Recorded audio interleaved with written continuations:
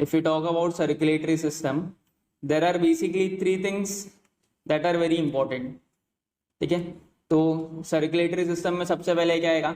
सबसे पहले आएगा हमारा हार्ट, उसके बाद आएगा हमारे ब्लड वेसल्स, ठीक है, और जो तीसरी सबसे इंपॉर्टेंट चीज है दैट इज आवर ब्लड। तो ये तीन चीजों को मिला के हमारा क्या बनता है? हमारा सर्कुलेटरी सिस्टम बनता है। ओके, तो हम लोग अभी हर एक चीज को सेपरेटली पढ़ेंगे, पहले ब्लड पढ़ेंगे, फिर ब्लड वेसल, फिर हार्ट पढ़ेंगे, और हमारा जो चैप्टर है सर्कुलेटरी सिस्टम वो कंप्लीट हो जाएगा। तो will start with blood first. मैंने क्या किया, मैंने किसी पर्सन का ना ब्लड लिया, मैंने एक बीकर लिया, बीकर के अंदर ना ब्लड है, बीकर के अंदर क्या है? ब्लड है पूरा, ये पूरा ब्लड है इसके अंदर। अभी अगर मैं पूछूं व्हाट इज ब्लड, तो तुम लोग क्या बताएंगे मेरे को कि सर ब्लड जो रहता है वो रेड कलर का रहता है ना? ब्लड जो रहता है वो कैसा? लाल लाल कलर का होता है। अभी ब्लड को अगर किसी ने टेस्ट किया होगा कभी, तो लोग बताएंगे आपको, जिन लोगों ने ब्लड को टेस्ट किया है, कि वो हल्का सा सॉल्टी रहता है, हल्का सा क्या रहता है? हल्का सा नमकीन होता है, गाढ़ा होता है, गाढ़ा, विस्कस। अगर आप पानी देखो और ब्लड देखो, तो पानी जो रहता है वो हल्का होता है, और जो ब्लड होता है हमारा दैट इज विस्कस। विस्कस मतलब गाढ़ा। अगर एक एवरेज ह्यूमन बीइंग को मैं कंसिडर करूं, एक एवरेज ह्यूमन बीइंग समझो 18-20 साल का इंसान है, अगर उसके बॉडी का मैं पूरा खून निकाल लूं, so that will be about 5 litres. ठीक है, तो एक एवरेज ह्यूमन बीइंग के बॉडी में कितना ब्लड होता है? 5 लीटर्स ब्लड होता है। इतना समझ में आया? और ऐसा इंसान जो ब्लड के बारे में स्टडी करता है, जैसे आप और मैं, तो हम लोग ब्लड के बारे में स्टडी कर रहे हैं, तो उस स्टडी को, उस पढ़ाई को हम लोग बोलते हैं haematology. So when you study about blood, then it is called as haematology. समझ में आया हेमेटोलॉजी क्या है? So the study of blood is called as haematology. ठीक है, आई होप इतना समझ में आया। तो ब्लड रेड कलर का होता है, सॉल्टी होता है, नमकीन होता है थोड़ा सा टेस्ट में, विस्कस होता है, थोड़ा सा गाढ़ा होता है। एक एवरेज ह्यूमन बीइंग के बॉडी में 5 लीटर खून होता है, और जब हम लोग खून के बारे में स्टडी करते हैं तो उस स्टडी को हम लोग क्या बोलते हैं? हेमेटोलॉजी बोलते हैं। अभी मैंने क्या किया, ब्लड लिया, मैंने एक बीकर में ब्लड लिया, मैंने एक दूसरा बीकर लिया, ठीक है, उसके अंदर ना मैंने एक कपड़ा डाला।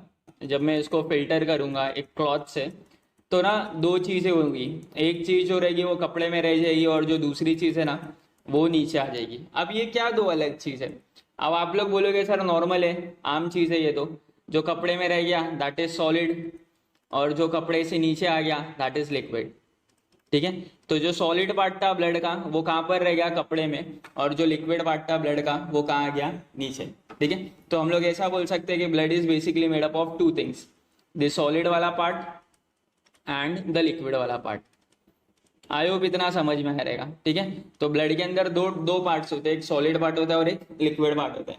तो जो लिक्विड वाला पार्ट होता है उसको हम लोग बोलते हैं प्लाज्मा, लिक्विड वाले पार्ट को क्या बोलते हैं हम लोग? प्लाज्मा। तो ये जो एक्सपेरिमेंट हम लोग ने किए यहाँ पर, इसमें ये जो नीचे लिक्विड मिला है मेरे को, what is that liquid? Is basically that is plasma. ठीक है, और ये जो ऊपर सॉलिड वाली चीज है यहाँ पर है अपने पास, तो ये सॉलिड बेसिकली क्या होते हैं? सेल्स होते हैं। क्या होते हैं? सेल्स होते हैं। तो ब्लड बेसिकली कैसे बना हुआ है? Blood is made up of plasma and cells. इतना समझ में आया? आई होप इतना समझ गया होगा अच्छे से। अभी हम लोग स्टडी करते हैं अलग अलग, पहले प्लाज्मा के बारे में स्टडी करेंगे, फिर सेल्स के बारे में स्टडी करेंगे। Okay, so will start with plasma. Basically मैंने क्या किया, ये जो ब्लड था, ब्लड के अंदर जो 2 हिस्से, ठीक है, एक सॉलिड पार्ट और एक लिक्विड पार्ट, दोनों को अलग अलग कर दिया। ठीक है, तो जो लिक्विड पार्ट है उसको हम लोग क्या बोलते हैं? ब्लड के अंदर जो लिक्विड पार्ट होता है उसको हम लोग क्या बोलते हैं? प्लाज्मा बोलते हैं। So what basically plasma is? Plasma is the liquid part of the blood. Okay, इतना समझा? सो it is the liquid part of blood. Okay, अगर आप प्लाज्मा का कलर देखोगे ना, तो उसका कलर कुछ ऐसा होता है, it is straw colour. Straw colour का मतलब क्या होता है? हल्का सा पीला। ठीक है, so what is the colour of plasma? It is straw colour. तो जिस कलर से मैंने स्ट्रॉ कलर लिखा है वही कलर का प्लाज्मा होता है। ओके, इतना समझ में आया? अब अगर मैं प्लाज्मा लूँ, प्लाज्मा, सपोज मैंने क्या किया, ये जो प्लाज्मा, ये जो लिक्विड पार्ट था, मैंने ना उसको एक अलग बीकर में ले लिया। मैंने क्या किया, ये प्लाज्मा को मैंने एक अलग बीकर में निकाला। तो जैसा मैंने बताया उसका कलर कौन सा होता है? स्ट्रॉ कलर होता है। तो ये मैंने अभी यहाँ पर प्लाज्मा निकाल लिया, ठीक है। तो ये ब्लड था, ब्लड में से मैंने सॉलिड पार्ट निकाल लिया, सिर्फ लिक्विड पार्ट रखा, तो मुझे क्या मिलेगा, प्लाज्मा मिलेगा। अब ये प्लाज्मा के अंदर ये जो प्लाज्मा होता है, जो लिक्विड पार्ट होता है ना ब्लड का, इट इज़ 92% वाटर। इसके अंदर क्या रहता है, 92% क्या रहता है, वाटर रहता है। 92% इज वाटर, ठीक है। और जो 8% बचता है दैट इज अदर सब्सटेंसेस। इतना समझ में आया। तो जो प्लाज्मा होता है इट इज़ 92% वाटर, मतलब उसके अंदर 92% क्या होता है, पानी होता है, और 8% जो होता है वो दूसरी चीज़ें होती हैं। सो इट इज़ अबाउट 92% वाटर, ठीक है। इतना समझ में आया, इतना क्लियर है। अब ये तो अदर चीज़ है जो मैंने अभी यहाँ पर बताया कि there are certain things, other things. So जो 8% अदर थिंग्स होती है वो क्या होती है, हम लोग वो देखते हैं, ठीक है। सो 8% अदर थिंग्स क्या होती है वो देखते हैं। प्रोटीन होती है। दूसरा जो होता है दैट इज़ गैस, ठीक है। तीसरा जो होता है वो देर आर सर्टन न्यूट्रिएंट्स, ठीक है। और जो चौथी चीज़ होती है that is nitrogenous waste. 92% water होता है, और जो 8% दूसरी चीज़ें होती है उसमें क्या क्या आता है, उसमें आता है प्रोटीन, उसमें आता है गैस, ठीक है, कुछ न्यूट्रिएंट्स होते हैं और नाइट्रोजनस वेस्ट होते हैं। तो अब कौन से प्रोटीन होते हैं वो देख लेते हैं। तो सबसे पहला जो प्रोटीन है दैट इज़ ग्लोब्यूलिन। सबसे पहले प्रोटीन का नाम क्या है, ग्लोब्यूलिन। दूसरा जो प्रोटीन है उसका नाम है एल्ब्यूमिन, ठीक है। और जो तीसरा प्रोटीन का नाम है उसका नाम है, जो तीसरा प्रोटीन है उसका नाम है प्रोथ्रोम्बिन। इतना समझ में आया। तो कौन से प्रोटीन्स मिलते हैं अपने को प्लाज्मा के अंदर, कौन से प्रोटीन्स मिलते हैं, ग्लोब्यूलिन, एल्ब्यूमिन, प्रोथ्रोम्बिन। इसको कैसे याद रख सकते हैं, GAP गैप। इतना समझ में आया। अब प्लाज्मा के अंदर गैसेस कौन सी मिलेगी, बेसिकली जो गैसेस हम लोग इनहेल और एक्सहेल करते हैं, तो कौन सी गैस है, सबसे पहले ऑक्सीजन है और दूसरी कौन सी है, कार्बन डाइऑक्साइड। इतना समझ में आया। तो गैसेस कौन सी मिलती है, ऑक्सीजन मिलता है और कार्बन डाइऑक्साइड मिलता है। अगर हम लोग न्यूट्रिएंट्स की बात करें, किसकी बात करें, न्यूट्रिएंट्स की बात करें, तो हम लोगों को जो प्लाज्मा में न्यूट्रिएंट मिलता है दैट इज़ ग्लूकोज, ठीक है। तो ब्लड ही वो चीज़ होती है जो ग्लूकोज को हमारे इंटेस्टाइन से बॉडी के दूसरे पार्ट में लेके आता है, ठीक है। तो the nutrient that is found in plasma is glucose, ठीक है। अभी लास्ट ईयर हम लोग ने एक चैप्टर पढ़ा था एक्सक्रीशन एंड ऑस्मो रेगुलेशन। तो उसमें मैंने बताया था कि नाइट्रोजनस वेस्ट कौन सा होता है। तो याद रखो, यूरिया, यूरिक एसिड, अमोनिया, ठीक है। तो ये सारे क्या है, these are all nitrogenous waste that are found in the plasma of your blood. इतना समझ में आया, इतना क्लियर है। आई होप ये समझ में आया होगा। सो अभी प्लाज्मा ख़त्म हो गया। नेक्स्ट जो चीज़ है, जैसे मैंने यहाँ पर बताया था कि ब्लड में दो चीज़ होती है, एक सॉलिड वाला पार्ट होता है और लिक्विड वाला पार्ट होता है। तो लिक्विड वाला पार्ट हम लोग ने पढ़ लिया। सॉलिड वाले पार्ट में होते हैं सेल्स, सॉलिड वाले पार्ट में क्या होता है, सेल्स होता है। सो कौन से सेल्स होते हैं, किसी को पता है? तो बेसिकली हमारे ब्लड के अंदर there are 3 type of cells. First is RBC, second is WBC and third is platelets. अभी हम लोग ये सारे सेल्स के बारे में डिटेल में पढ़ेंगे, ओके। तो आज हम लोग सबसे पहले RBC पढ़ेंगे, then WBC and then platelets. So will start with RBC। तो जैसा मैंने बताया RBC का बेसिक मीनिंग क्या होता है, R का मतलब होता है रेड, ओके, देन B का मतलब होता है blood, okay, and then we have cells या कॉर्पस्कल्स भी बोलते हैं बहुत सारे लोग। So this is what RBC stands for, red blood cells, okay. Now RBC का एक दूसरा नाम भी है, like in your exam they can ask you write a short note on RBC, तो आपको समझ में आ जाएगा कि वो लोग RBC की बात करें, but they can even ask you for erythrocytes, erythrocytes. अब एरिथ्रोसाइट्स का मतलब क्या होता है? एरिथ्रो का मीनिंग होता है, ये जो यहाँ पर मैंने एरिथ्रो लिखा है, एरिथ्रो का मीनिंग होता है रेड, ठीक है। तो एरिथ्रोसाइट्स और साइट्स का मतलब होता है सेल्स, ठीक है। तो red blood cells are also called as erythrocytes. Erythro का मतलब रेड और साइट्स का मतलब cells, okay. Now will see the shape of RBC। RBC दिखता कैसे, हम लोग वो देखते हैं। तो RBC बेसिकली दिखने में कुछ ऐसा दिखता है, अगर आप सामने से देखोगे तो वो स्पेरिकल दिखेगा, आपको गोल दिखेगा, सर्कुलर दिखेगा। बट अगर आप साइड में से देखते हो, साइड व्यू से देखते हो, तो it look something like this. ठीक है, तो आरबीसी बीच में से चपटा होता है, तो इस शेप को हम लोग बोलते हैं बायकॉनकेव। इस शेप को हम लोग क्या बोलते हैं? बायकॉनकेव। तो जब यहाँ से और यहाँ से दोनों जगह से डिप्रेशन होता है, when it is something like this, ठीक है, तो यहाँ से और यहाँ से जब डिप्रेशन होता है तो उसको हम लोग बोलते हैं बायकॉनकेव। तो आरबीसी बेसिकली कैसा होता है? बायकॉनकेव होता है शेप में। बायकॉनकेव का मतलब उसको ऊपर और नीचे से डिप्रेशन होता है। लाइक फॉर एग्जांपल मेंदू वड़ा ले लो आप, मेंदू वड़ा का एग्जांपल। तो मेंदू वड़ा का जो बीच का होल है, आप उसमें चटनी डाल दो, गाढ़ा वाला चटनी डाल दो, तो उसका शेप कैसे हो जाएगा? सो आरबीसी का भी शेप ऐसी होता है। ठीक है, so that is called as biconcave. अगर आप उसका शेप देखोगे तो इट इज सर्क्यूलर, सर्कुलर होता है, गोल होता है। ठीक है, एंड इट इज अन्यूक्लिएटेड। अभी बचपन से जब भी तुम लोगों ने सेल्स के बारे में पढ़ाई की होगी, जब भी सेल के बारे में पढ़ा होगा, तो cell look something like this, और बीच में कुछ तो होता है जिसको हम लोग बोलते हैं न्यूक्लियस। तो ऑलमोस्ट सारे सेल्स में क्या होता है? न्यूक्लियस होता है। बट अगर हम लोग आरबीसी की बात करें तो आरबीसी एक स्पेशल टाइप का सेल है जिसके अंदर न्यूक्लियस नहीं होता है। There is no nucleus inside the red blood cell, so it does not contain nucleus, so it is called as anucleated. So बिना न्यूक्लियस वाले सेल को हम लोग क्या बोलते हैं? Anucleated cell. So RBC is what? It is anucleated. इतना समझ में आया? इतना क्लियर है? ठीक है, अभी एक आरबीसी लेते हैं और उसका साइज देखते हैं। लाइक फॉर एग्जाम्पल सपोज ये मेरा आरबीसी है,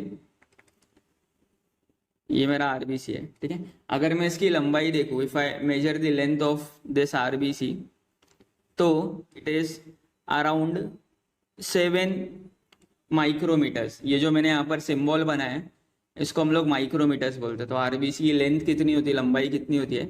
7 माइक्रोमीटर्स, या हम लोग उसको डायमीटर बोल सकते हैं। ठीक है, और अगर हम लोग उसकी विड्थ देखें, विड्थ मतलब चौड़ाई, ठीक है, so that is around 2.5 micrometres. इतना समझ में आया? तो लंबा कितना होता है, डायमीटर क्या होता है रेड ब्लड सेल का? 7 माइक्रोमीटर, और उसकी थिकनेस कितनी होती है? 2.5 माइक्रोमीटर्स। इतना समझ में आया? ओके, नाउ अभी रेड ब्लड सेल जो है वो सारे ह्यूमन बींग्स में होते हैं, सारे ह्यूमन बींग्स में होते हैं। ठीक है, it is found in all living organisms, but males में थोड़े ज्यादा होते हैं और फीमेल्स में कम होते हैं। लाइक यहाँ पर अगर मैं एक मेल बनाऊं, ठीक है, और यहाँ पर एक फीमेल बनाऊं, ये उसकी चोटी है। ओके, तो मेल्स में जो आरबीसी होते हैं वो ज़्यादा होते हैं, और फीमेल्स में जो आरबीसी का काउंट होता है एज कम्पेयर टू मेल थोड़ा कम होता है। ठीक है, अब क्या कितना ज़्यादा होता है और कितना कम होता है वो देख लेते हैं। तो मेल्स में जो आरबीसी होता है दैट इज अराउंड 5 मिलियन, कितना? 5 मिलियन पर मिलीमीटर क्यूब। ठीक है, और अगर फीमेल्स की बात करें तो उनमें थोड़ा सा कम होता है, 4.5 मिलियन होता है, 4.5 मिलियन पर मिलीमीटर क्यूब। इतना समझ में आया? ठीक है, अब ये नंबर्स को मैं थोड़ा एक्सप्लेन करता हूँ आपको, ताकि आपको थोड़ा अच्छे से आइडिया आ जाए। 1 मिलियन का मतलब होता है 10 लाख। ठीक है, तो 5 मिलियन का मतलब क्या हो गया? 50 लाख। इतना समझा? तो 50 लाख आरबीसी रहता है, 50 लाख आरबीसी रहता है 1 मिलीमीटर क्यूब में। अब मिलीमीटर क्यूब समझाने की मैं कोशिश करता हूँ तुम लोग को। अभी हम लोग के पास एक स्केल होती है जो 15 सेंटीमीटर की होती है, उसके बीच में सेंटीमीटर्स होता है ऐसे, है ना, 0 सेंटीमीटर, 1 सेंटीमीटर, 2 सेंटीमीटर और 3 सेंटीमीटर। अब इसके बीच में भी एक लाइन होती है ना, मतलब 0.5 सेंटीमीटर, यहाँ पर इसका मतलब होगा 1.5 सेंटीमीटर। और उसके बाद छोटी छोटी लाइन्स होती है स्केल में, if you see there are small lines.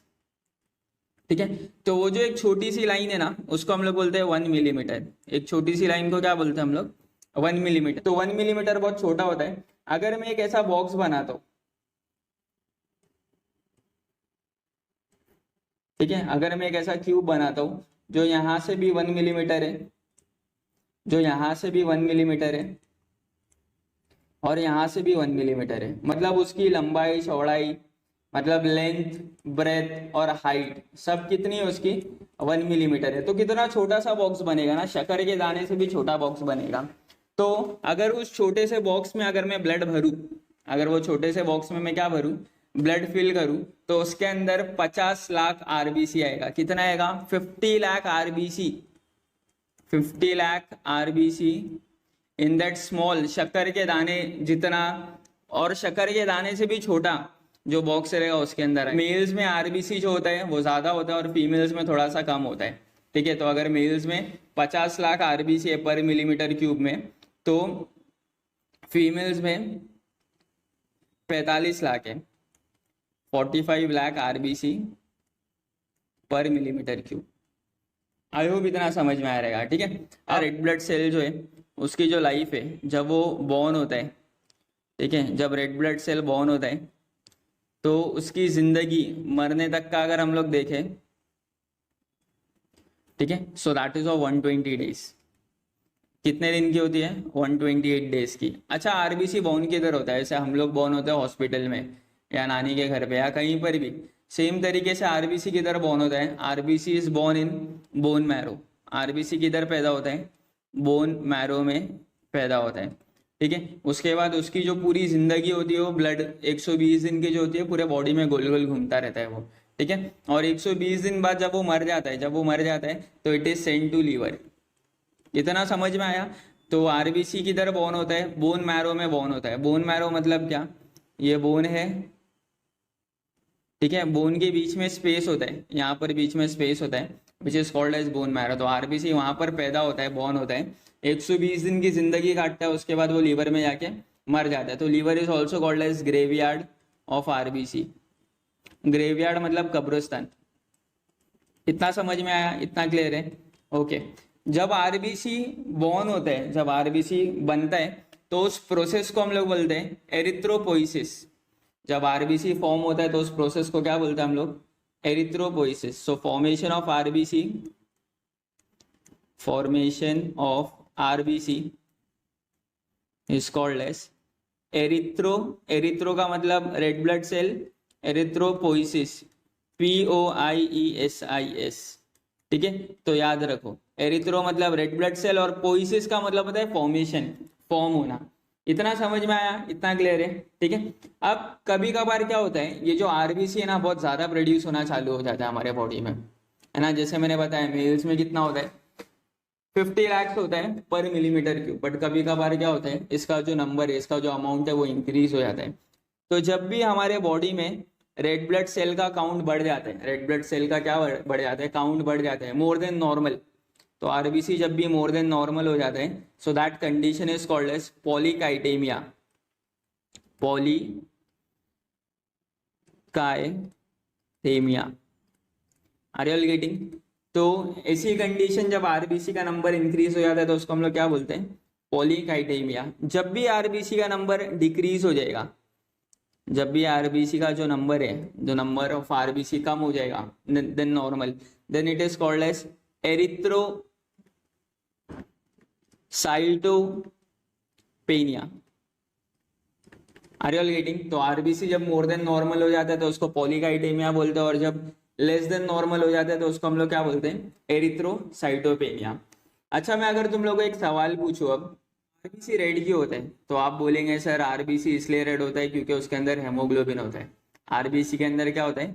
Haemoglobin होता है। So the blood is red in colour, it is red in colour due to presence of haemoglobin, due to presence of what? Haemoglobin. इतना समझ में आया? तो what is haemoglobin? Haemoglobin is a red colour pigment found inside the red blood cell. तो it is red colour pigment. Pigment का मतलब colour होता है, so it is a red pigment found in RBC. इतना समझा? In RBC. अब कितना होता है, कितना हेमोग्लोबिन प्रेजेंट होता है? सपोज मैंने अगर 1 लीटर खून लिया, मैंने क्या लिया? 1 लीटर ब्लड लिया, मैंने एक बीकर लिया, ठीक है, बीकर के अंदर मैंने 1 लीटर ब्लड लिया, तो कितना है इसमें खून? 1 लीटर ब्लड है, इसके अंदर है 1 लीटर ब्लड। अब अगर ये 1 लीटर ब्लड में से मैं पूरा हेमोग्लोबिन सेपरेट कर दूं, मैं क्या करूं? सिर्फ हेमोग्लोबिन को बाहर निकालूं और बाकी चीज़ों को अलग कर दूं, तो मुझे हेमोग्लोबिन मिलेगा, मुझे हेमोग्लोबिन मिलेगा 150 ग्राम्स, कितना मिलेगा मेरे को? 150 grams. So how much hemoglobin is present in 1 liter blood? 150 grams of hemoglobin is present in 1 liter of blood. ठीक है, तो ये याद रखना. So what is the amount of hemoglobin? 150 grams per 1 liter of blood.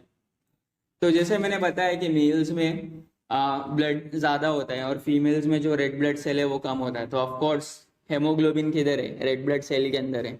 तो mails में haemoglobin ज़्यादा होता है और फीमेल्स में हेमोग्लोबिन कम होता है. तो कितना ज़्यादा होता है और कितना कम होता है वो देखते हैं. तो if we talk about males, so this is the symbol of male, don't forget, and this is the symbol of female. Okay, तो in males it is about 15 gram per 100 ml. मतलब अगर मैं 100 ml ब्लड लूँगा तो उसके अंदर मेरे को कितना मिलेगा? 15 ग्राम हेमोग्लोबिन मिलेगा. और अगर मैं फीमेल की बात करूँ तो उसमें अराउंड मेरे को 13 ग्राम हेमोग्लोबिन मिलेगा पर 100 ml. ओके, इतना समझ में आया? इतना क्लियर है? Now at times what happens, बहुत सारे बार ऐसा होता है कि हम लोग के बॉडी में ना हेमोग्लोबिन कम हो जाता है. हेमोग्लोबिन का जो अमाउंट है, जो नॉर्मल अमाउंट है, जैसे मेल्स में कितना है? 15 ग्राम पर 100 ml है. अगर ये कम हो गया, 10 ग्राम हो गया, 5 ग्राम हो गया, 6 ग्राम हो गया, if it becomes less, so when the amount of hemoglobin decreases, when the amount of hemoglobin what happens? Decreases, then that condition is called as anemia. इतना समझ में आया what is anemia? So anemia is a condition where the amount of hemoglobin decreases. Okay, तो I hope इतना समझ में आया होगा. So that was all about RBC. WBC का मतलब होता है वाइट ब्लड सेल. अब वाइट को ना दूसरे लैंग्वेज में it is also called as leuco. क्या बोलते हैं उसको? ल्यूको. वाइट का मतलब क्या होता है? Leuco. So white blood cells are also called as leucocytes. So leucocytes in the sense they are colourless, उनको कोई कलर नहीं होता है. ठीक है, तो white blood cells are basically colourless. Okay, अगर हम लोग एक वाइट ब्लड सेल अगर मैं यहाँ पर बनाऊँ, ठीक है, सो उसके अंदर न्यूक्लियस होता है. बीच में क्या होता है? न्यूक्लियस होता है. If you compare this with red blood cell, red blood cells were anucleated, उनको न्यूक्लियस नहीं होता है, बट वाइट ब्लड सेल्स को क्या होता है? न्यूक्लियस होता है. तो हम लोग लिखेंगे कि दे आर न्यूक्लिएटेड. न्यूक्लिएटेड मतलब they have their nucleus. Now if you see, WBC की एक खास प्रॉपर्टी होती है, एक खास फीचर होता है कि they are phagocytic. Like suppose this is a WBC, ये डब्ल्यूबीसी है. ठीक है, यहाँ पर एक दूसरा डब्ल्यूबीसी है जो मर गया, या यहाँ पर दूसरा सेल है जो मर गया, तो ये डब्ल्यूबीसी क्या करेगा? इसको खा लेगा.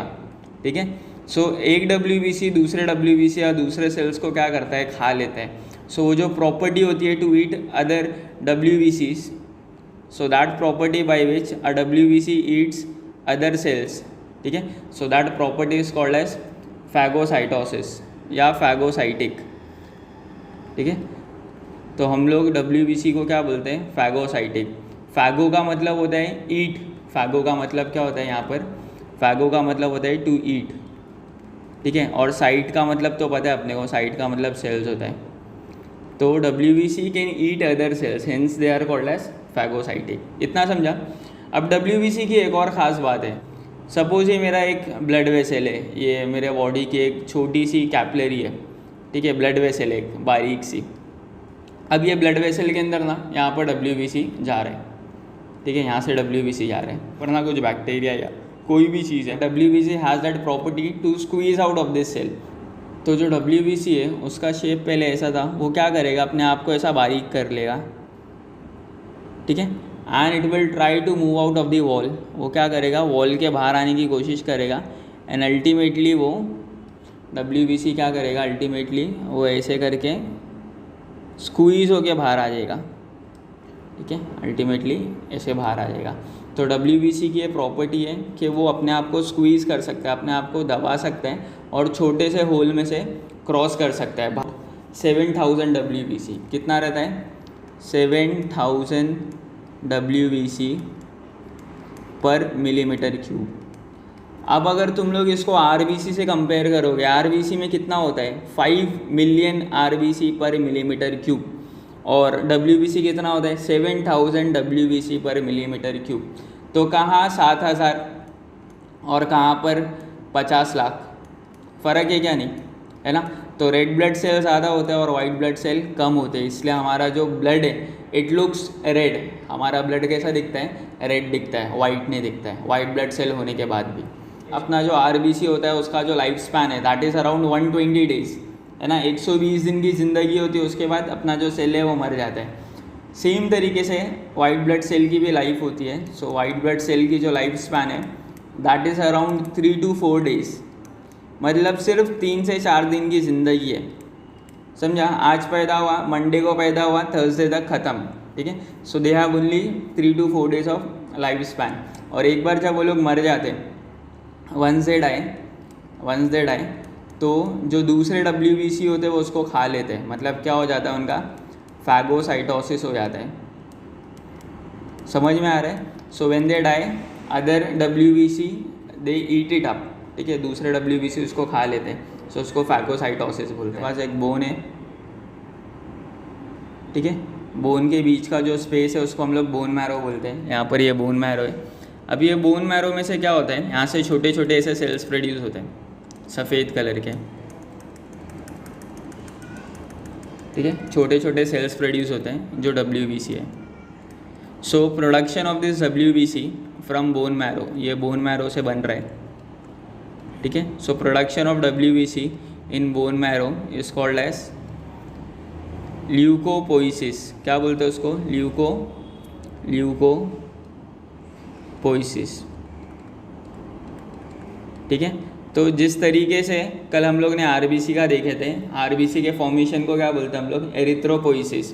और जब WBC फॉर्म होता है तो उसको हम लोग क्या बोलते हैं? ल्यूकोपोइसिस बोलते हैं। So whenever there is an increase in white blood cell, जब भी हमारा WBC इंक्रीज हो जाता है तो उस कंडीशन को हम लोग बोलते हैं ल्यूकोसाइटोसिस। क्या बोलते हैं हम लोग उसको? ल्यूकोसाइटोसिस, ठीक है। और जब भी हमारा वाइट ब्लड सेल कम हो जाता है, वेन एवर और वाइट ब्लड सेल रिड्यूसेस, जब भी कम होता है वाइट ब्लड सेल, ठीक है, तो whenever WBC decreases then it is called as leucopenia. क्या बोलते हैं हम लोग उसको? ल्यूकोपेनिया। सो बहुत सिमिलर टर्म्स है वहाँ पर। एरिथ्रोसाइटोसिस था और एरिथ्रोसाइटोपेनिया था, और यहाँ पर क्या है? ल्यूकोसाइटोसिस और ल्यूकोपेनिया। तो if you just remember those things तो समझ में आ जाएगा हम लोग को, आसान लगेगा फिर, ठीक है। कभी कभार क्या होता है, WBC का अमाउंट बहुत ज़्यादा इंक्रीज हो जाता है, ठीक है। कभी कभार क्या होता है, WBC का अमाउंट बहुत ज़्यादा इंक्रीज हो जाता है। So such condition leads to blood cancer. इतना समझा? So when the amount of WBC increases to a very high number, बहुत ज़्यादा अमाउंट में जब इंक्रीज हो जाता है, so that is called as blood cancer, ठीक है। तो आई होप यहाँ तक समझ में आया होगा। So that was the introduction to WBC। मैंने लिया एक बीकर, ठीक है, बीकर के अंदर मैंने थोड़ा ब्लड लिया, ठीक है। ये ब्लड के अंदर मुझे पता है रेड ब्लड सेल है, वाइट ब्लड सेल है और दूसरे सेल्स है। तो मैंने क्या किया, क्योंकि मुझे WBC पढ़ना था, मैंने बीकर में से वाइट ब्लड सेल्स को अलग कर लिया। तो जब मैंने इन WBCs को जूम करके माइक्रोस्कोप के अंदर देखा तो मैंने एक चीज़ नोटिस किया कि कुछ जो WBCs थे उनके साइटोप्लाज्म के अंदर कुछ तो दाने दाने थे, ठीक है। देयर वर सम ग्रैन्यूल्स, तो उनके अंदर था ग्रैन्यूल्स, और कुछ जो WBC थे उनके अंदर बिल्कुल भी ग्रैन्यूल्स नहीं थे, ठीक है। तो मैंने एक चीज़ कंक्लूड किया कि WBC बेसिकली दो टाइप के होते हैं, एक वो होते हैं जिनके अंदर ग्रैन्यूल्स होता है और एक वो होते हैं जिनके अंदर ग्रैन्यूल्स नहीं होते। So what basically we can study over here और we can learn from here के WBC are of two type, ठीक है, जिनके पास ग्रैन्यूल्स होता है और जिनके पास ग्रैन्यूल्स नहीं होता है। तो वैसे WBC जिनके पास ग्रैन्यूल्स होता है उनको हम लोग बोलते हैं ग्रेन्यूलोसाइट्स। क्या बोलते हैं उनको? ग्रैन्यूलोसाइट्स। और ऐसे WBC जिनके अंदर वो छोटे छोटे दाने नहीं होते, ग्रैन्यूल्स नहीं होते, तो उनको हम लोग बोलते हैं अग्रैन्यूलोसाइट्स। मैंने एक और चीज़ ऑब्ज़र्व किया ये एक्सपेरिमेंट में कि जो ग्रैन्यूलोसाइट्स थे ना उनका नंबर बहुत ज़्यादा था। तो हमारे ब्लड में बेसिकली 72% जो WBC होता है वो ग्रैन्यूलोसाइट होता है, और जो अग्रैन्यूलोसाइट्स होते हैं वो थोड़े कम होते हैं, दैट आर अराउंड 28%। ठीक है, अब मैंने सोचा मैं ग्रैन्युलोसाइट्स के बारे में स्टडी करूँगा, तो मैंने क्या किया, ग्रैन्युलोसाइट्स को अलग निकाल लिया। जितने भी WBC अपने पास बेसिकली सब वाइट कलर के होते हैं और उनको अंडर माइक्रोस्कोप ऑब्जर्व करना बहुत डिफ़िकल्ट होता है क्योंकि सबका कलर एक ही है और सब सफ़ेद है। सो मैंने सोचा कि मैं इनको कलर कर देता हूँ, तो कलर कर देता हूँ मतलब इन पे डाई डाल देता हूँ ताकि मुझे अच्छे से दिखे। तो जब मैंने देखा तो मेरे पास 3 टाइप के डाई थे। एक ऐसा डाई था जिसका नेचर एसिडिक था, एक ऐसा डाई था जिसका नेचर बेसिक था, और एक ऐसा डाई था जिसका नेचर न्यूट्रल था। अब इन डाइस को मैंने क्या किया, इन सेल्स के ऊपर पुट किया। तो जब मैंने एसिडिक डाई डाला सारे सेल्स के ऊपर, जब मैंने सारे सेल्स के ऊपर एसिडिक डाई डाला, ठीक है, तो जो रिज़ल्ट आया उसमें मैंने देखा कि बस सिर्फ 2 सेल्स थे जिन्होंने एसिडिक डाई को एब्जॉर्ब किए थे और वो रेड हो गए थे। ठीक है, तो मैंने 5 सेल्स के ऊपर एसिडिक डाई डाला था, बट सिर्फ 2 को कलर हुआ और 3 जो थे वो एज इट इज़ थे, रिमेनिंग 3 वर वाइट। ठीक है, तो मतलब ये जो 2 सेल्स है वो कुछ अलग टाइप के सेल है जो एसिडिक डाई एब्जॉर्ब कर सकते हैं। तो मैंने उनको एक अलग नाम दे दिया, क्योंकि एसिड डाई एब्जॉर्ब कर लिया तो मैंने उनको बोल दिया एसिडोफिल्स। एसिडो इसलिए क्योंकि वो एसिड से स्टेन हो गए और फिल्स मतलब सेल्स। ठीक है, तो ऐसे सेल्स, ऐसे WBC जो एसिडिक डाई से स्टेन हो जाते, कलर से स्टेन हो जाते हैं, सो उनको हम लोग बोलते हैं एसिडोफिल्स। अब मैंने क्या किया, जो बचे हुए 3 सेल्स थे, इन बचे हुए 3 सेल्स पे मैंने बेसिक डाई अप्लाई किया।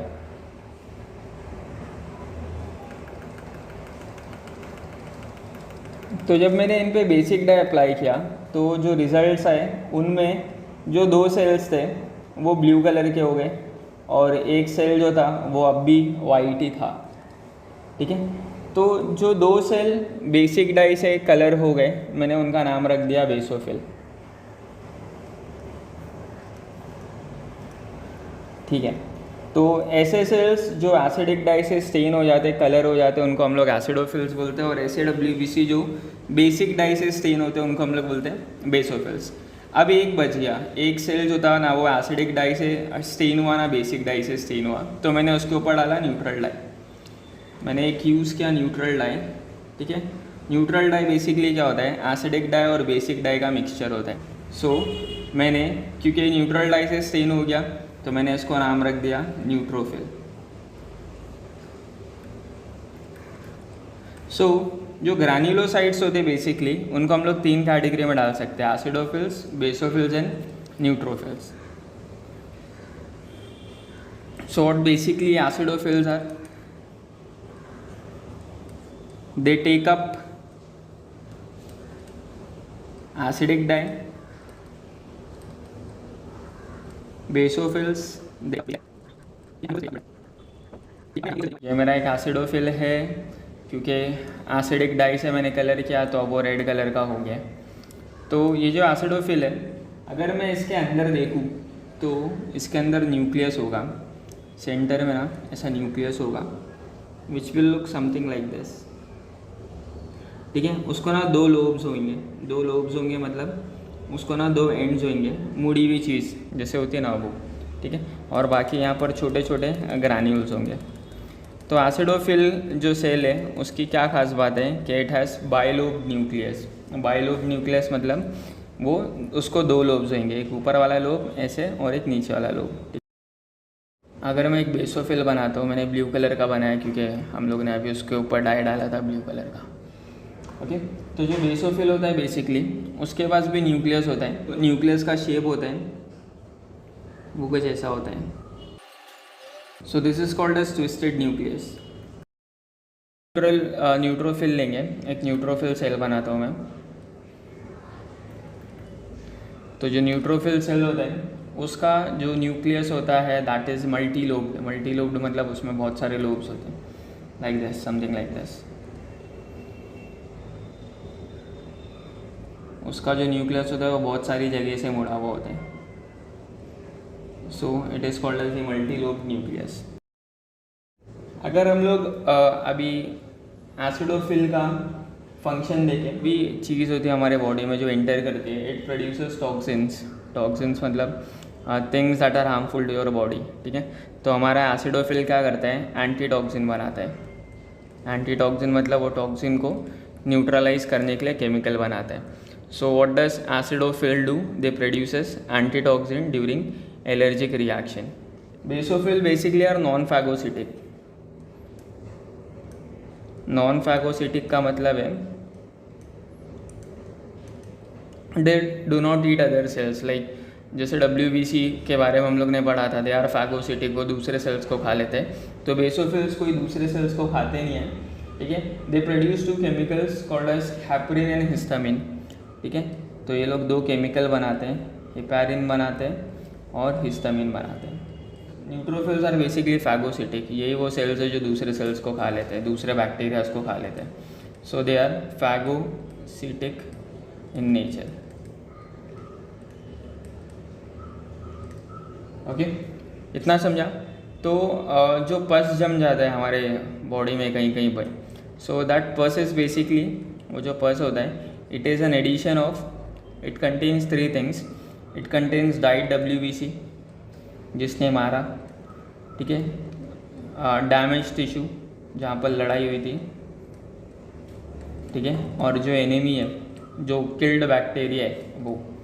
तो हमारा जो पस होता है बेसिकली उसके अंदर 3 चीज़ होती है, मरा हुआ WBC, मरा हुआ बैक्टीरिया और डैमेज हुआ हुआ टिश्यू. ओके. सो अब कितना समझ में आया. तो अग्रैन्युलोसाइट्स बेसिकली होता क्या है, WBC का एक टाइप होता है. तो हम लोग ने पढ़ा था WBCs are basically of 2 types. ठीक है. एक वो होता है जिसके अंदर दाने होते हैं और एक वो होता है जिसके अंदर ग्रैन्यूल्स नहीं होते. तो जिसके अंदर ग्रैन्यूल्स होते हैं उसको ग्रैन्युलोसाइट बोलते हैं, और जिनके अंदर ग्रैन्यूल्स नहीं होते उनको हम लोग बोलते हैं अग्रैन्युलोसाइट्स. ठीक है. तो agranulocytes they don't have granules, no granules, बिल्कुल भी दाने नहीं होते उनमें. और दूसरी चीज़ क्या होती है, they have no lobe nucleus. Granulocyte में सब ऐसे मुड़े हुए न्यूक्लियस होते थे, तो इसमें एकदम सीधे सीधे होते हैं. So they don't have lobe nucleus, so we can write it as no lobed nucleus. इतना समझ में आया.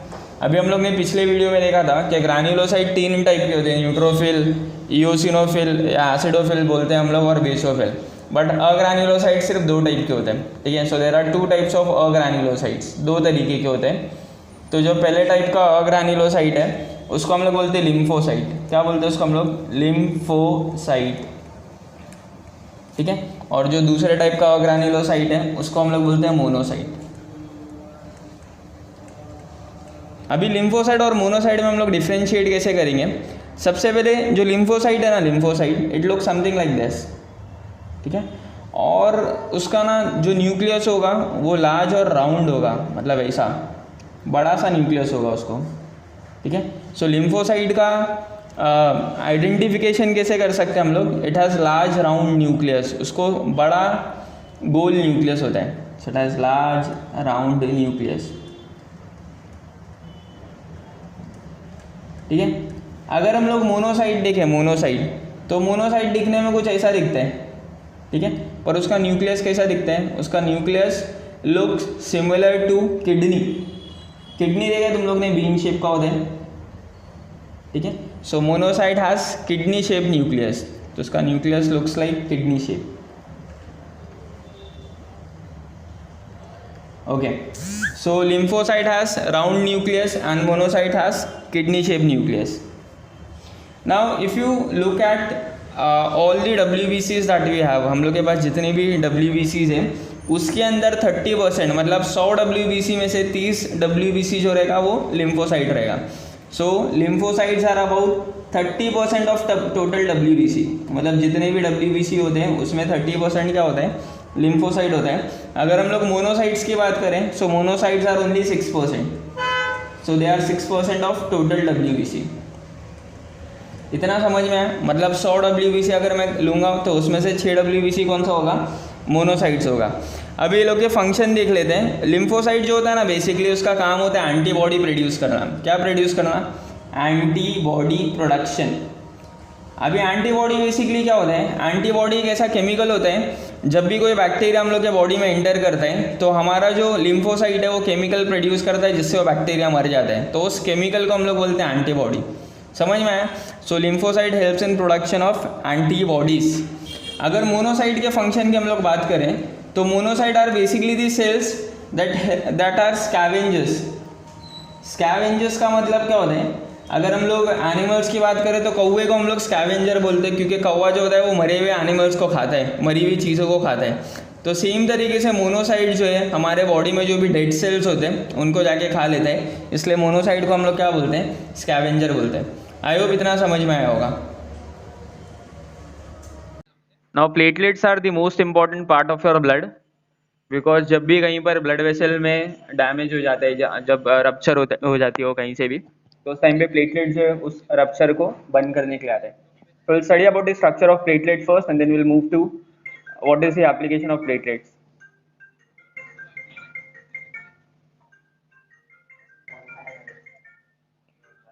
Okay, so if you see the structure of platelet, it is basically round. अगर हम लोग प्लेटलेट को देखेंगे तो it is basically how it is round. Okay, so platelet is round in shape. अगर उसको हम लोग साइड में से देखें, अगर मैं प्लेटलेट को साइड में से देखने की कोशिश करूँ तो it look something like this. जैसे अगर हम लोग अपना आरबीसी देखेंगे, रेड ब्लड सेल देखेंगे, तो रेड ब्लड सेल कुछ ऐसा दिखता था, वो अंदर बीच में से डिप्रेस था।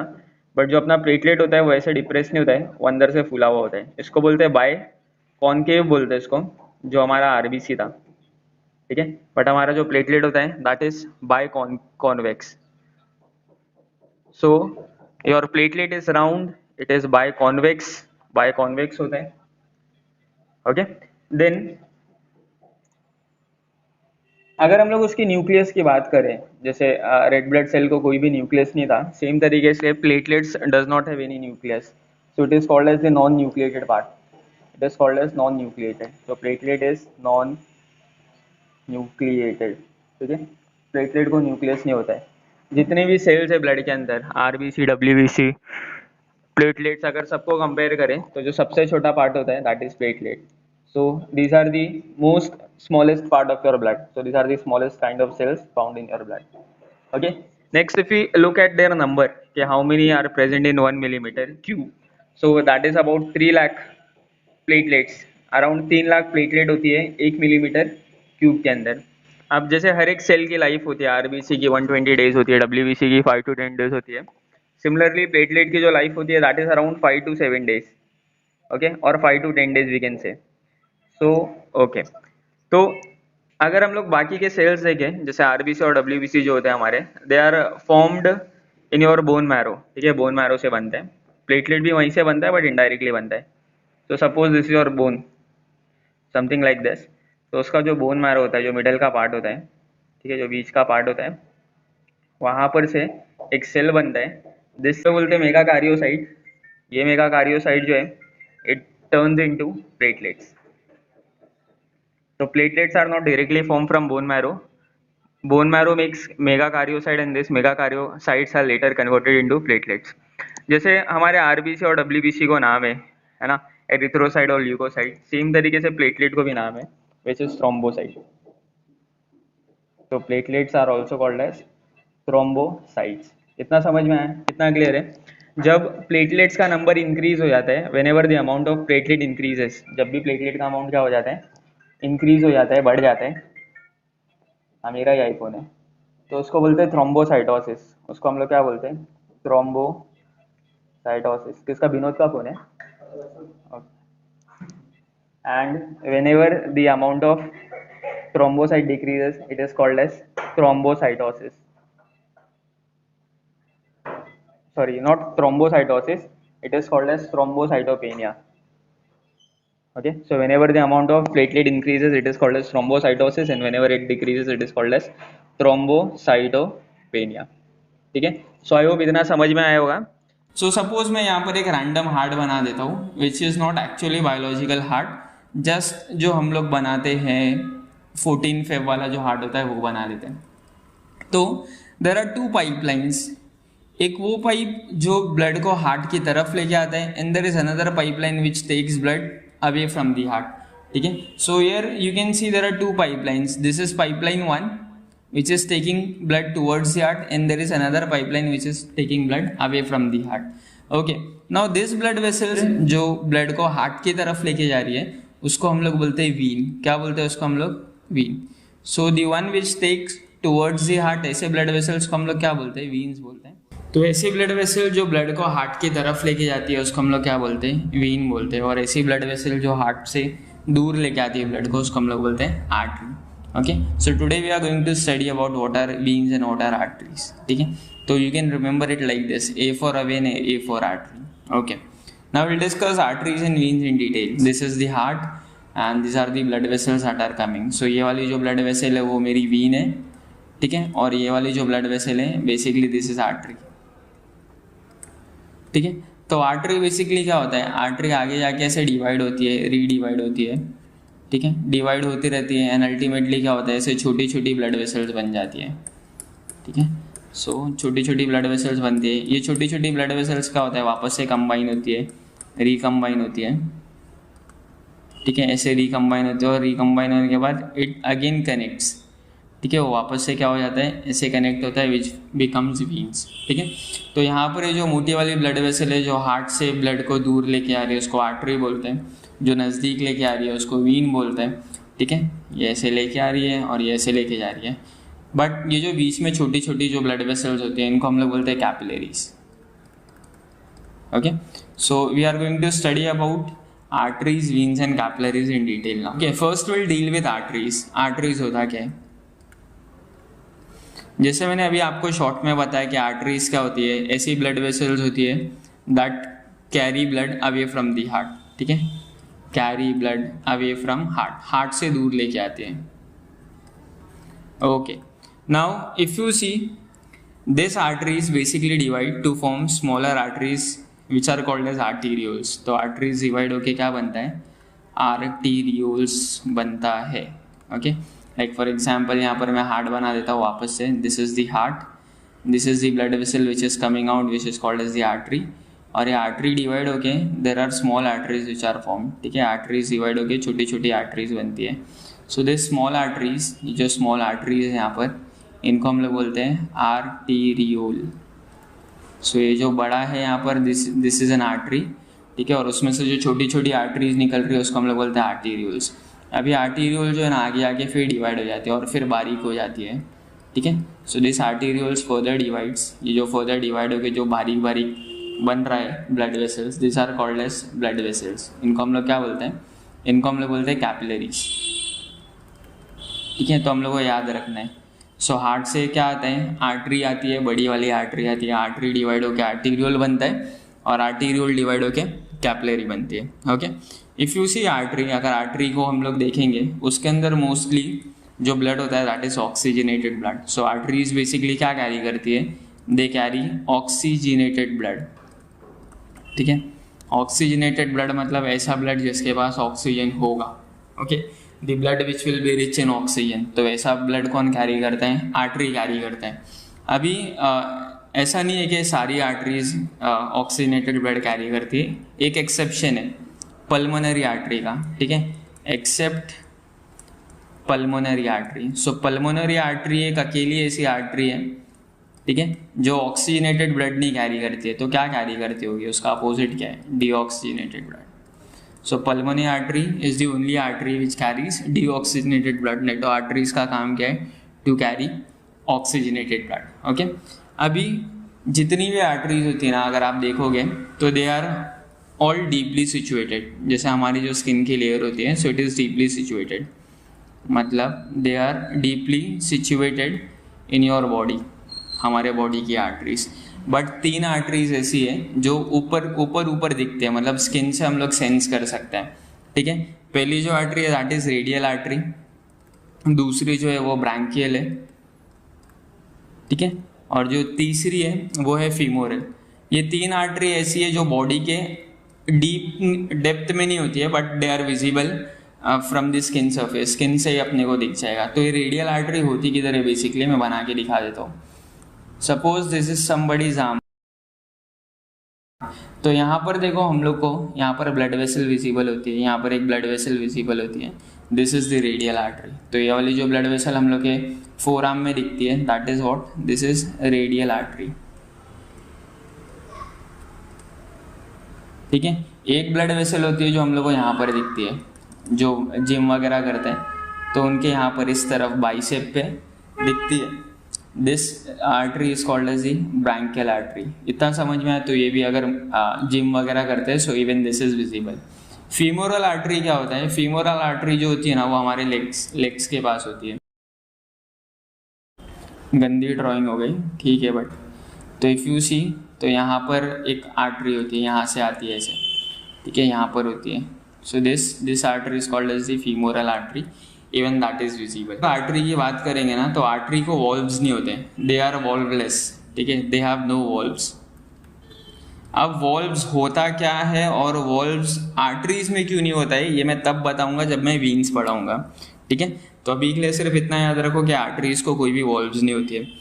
Now if you come to next, artery में जो होता है ना ब्लड, वो हाई प्रेशर में होता है। So blood flows in high pressure. अगर दूसरे ब्लड वेसल से अगर हम लोग कंपेयर करें ना, तो आर्टरी में जो ब्लड प्रेशर होता है that is high, so it flows in high pressure. इतना समझ में आया? इतना क्लियर है? ठीक है। अभी अगर हम लोग आर्टरी का एक क्रॉस सेक्शन ले ले, सपोज मैंने एक आर्टरी लिया और मैंने ना उसको ऐसे कट कर दिया। सो ये जो लेयर्स हैं उनको हम लोग बेसिकली बोलते हैं ट्यूनिका। क्या बोलते हैं हम लोग उनको? Tunica. So the outermost layer over year, ये जो सबसे बाहर की जो लेयर है उसको हम लोग बोलते हैं ट्यूनिका एक्सटर्ना। इसका नाम है ट्यूनिका एक्सटर्ना, ठीक है। फिर देखो यहाँ पर एक मिडल में लेयर है, ये वाली जो ब्लैक कलर में, उसको हम लोग बोलते हैं ट्यूनिका मीडिया।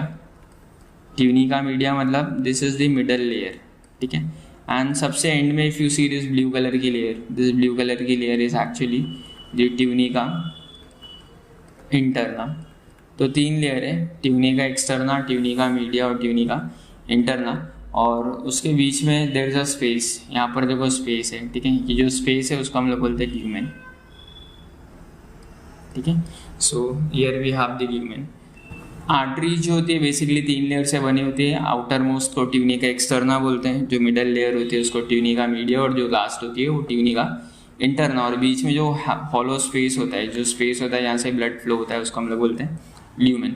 अभी हम लोग ट्यूनिका एक्सटर्ना के बारे में देख लेते हैं। तो ट्यूनिका एक्सटर्ना जैसे मैंने बताया, it is the outermost layer, सबसे बाहर वाली लेयर है, ठीक है। अगर हम लोग देखेंगे सो इट इज़ थिक, थोड़ा सा जो होता है वो मोटा होता है, जाड़ा होता है। It is made up of a substance called as collagen fibre, ठीक है। तो सबसे बाहर वाला लेयर है, थिक होता है, मोटा होता है और कोलेजन फाइबर से बना होता है। अभी अगर हम लोग नेक्स्ट लेयर की बात करें, so this next layer is made up of some muscle fibre which are called as smooth muscle fibre, ठीक है। So it is made up of smooth muscles. Tunica media किससे बना होता है? स्मूथ मसल से बना होता है, ठीक है। ये ना थोड़ा सा इलास्टिक होता है, so it contains some elastic fibres जो उसको इलास्टिक बनाते हैं, फ्लेक्सिबल बनाते हैं, ठीक है। नेक्स्ट अगर हम लोग नेक्स्ट लेयर की बात करें, सो दैट इज ट्यूनिका इंटरना। तो ट्यूनिका इंटरना जो होता है ना, जो ब्लू वाला जो लेयर है, it is just a single layer, बस एक सिंगल लेयर से बना होता है, ठीक है। एंड दिस सिंगल लेयर जो होता है, this single layer is basically of endothelial cells. किसका लेयर होता है वो? एंडोथेलियल सेल्स का वो लेयर होता है। इतना समझ में, इतना क्लियर। आर्टरी का टीएस लेंगे तो हम लोग को ये 3 लेयर्स विजिबल होगा, okay. Next will move to veins. अब जैसे मैंने बताया था, वीन्स वो ब्लड वेसल्स होती है, वीन्स वो ब्लड वेसल होती है जो ब्लड को हार्ट के पास लेके आती है, ठीक है। So these are the blood vessels that bring blood towards heart. ये मैंने हार्ट बना दिया इधर पे, ठीक है। और यहाँ से जो ब्लड वेसल हार्ट के पास ब्लड लेके आएगी उसको हम लोग क्या बोलते हैं? Vein. So these are the blood vessel that carries blood towards the heart, carry blood, ठीक है, टुवर्ड्स हार्ट, दिल के पास लेके आते हैं, ठीक है। इतना समझ में आ। अगर हम लोग देखेंगे आर्टरी और वीन को कंपेयर करें, तो आर्टरी का जो लेयर होता है, जो वॉल्स होती है वो थिक होती है, और वीन्स की जो होती है वो थिन होती है। So these are thin walled blood vessels. अभी इनकी वॉल्स थिन की होती है और आर्टरीज की थिक की होती है। अगर आप वीडियो अच्छे से देखोगे तो आपको समझ में आएगा। Let me know in the comment section के वीन्स की जो वॉल्स होती है वो थिन की होती है और आर्टरीज की थिक की होती है, ठीक है। Now if you see, the veins are basically superficially located. Superficially का मतलब है हम लोग को स्किन के लेयर के ऊपर से ही दिखेगी, ठीक है। तो दे आर सुपरफिशियली लोकेटेड। जैसे आर्टरी जो होती है वो डीप इनसाइड दी मसल होती है, मतलब मसल के नीचे होती है या मसल के बीच में होती है, बट वीन्स जो होती है दे आर विजिबल, ठीक है, दे आर सुपरफिशियली, ऊपर ऊपर होती है वो, ठीक है। अभी वीन्स बनती कैसी है, जैसे मैंने बताया था यहाँ पर एक आर्टरी होती है ना, आर्टरी डिवाइड होके आर्टीरियोल्स बनती है, आर्टीरियोल्स डिवाइड्स होके कैपिलरीज बनती है। सो ये जितनी भी कैपिलरीज है सारे कैपिलरीज कंबाइन होके क्या बनता है, this capillaries combine to form veins. इतना समझ में आया? So we can write capillaries combine to form वीन्स।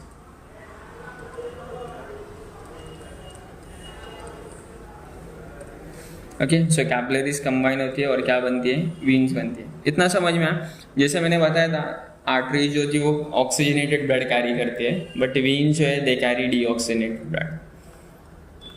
सो जितनी भी वीन्स होती है सब डीऑक्सीजनेटेड ब्लड कैरी करते हैं, दे कैरी डीऑक्सीजनेटेड ब्लड। जैसे उसमें एक एक्सेप्शन था, pulmonary artery deoxygenated blood carry करती थी। सेम तरीके से there is a vein which is called as the pulmonary vein, ठीक है। एक वीन होता है जिसको हम लोग क्या बोलते हैं, पल्मोनरी वीन बोलते हैं। ये पल्मोनरी वीन एक अकेली ऐसी वीन है जो ऑक्सीजनेटेड ब्लड कैरी करती है। समझ में आ रहा है? नहीं तो जितने भी वीन्स है सब क्या कैरी करते हैं, they all carry deoxygenated blood. इतना क्लियर, इतना समझा? ठीक है। अभी अगर हम लोग वीन्स के बारे में बात करें तो वीन्स की एक स्पेशलिटी है कि ना उसके अंदर वॉल्व्स होता है। क्या होता है उसके अंदर? वॉल्व्स होता है। So there are valves present at equal interval. जैसे मैं बना के बताता हूँ यहाँ पर, सपोज मैंने यहाँ पर एक वीन बनाया, ठीक है, ये एक वीन है, सपोज एक ये वीन है, ठीक है। तो वीन में ना सपोज ये डायरेक्शन में ब्लड फ्लो कर रहे हैं, तो ये डायरेक्शन में ब्लड फ्लो करेगा ना तो हो सकता है, क्योंकि जो ब्लड होता है वीन में, जैसे मैंने अभी तक बताया नहीं, वीन में जो ब्लड होता है that flows in low pressure. Blood का जो प्रेशर होता है वो लो होता है। तो जब ब्लड का प्रेशर लो है तो इट कैन हैपन कि जो ये डायरेक्शन में ब्लड फ्लो हो रहा था, ठीक है, जो ये डायरेक्शन में ब्लड फ्लो हो रहा था वो ब्लड जो है रिवर्स आ जाए,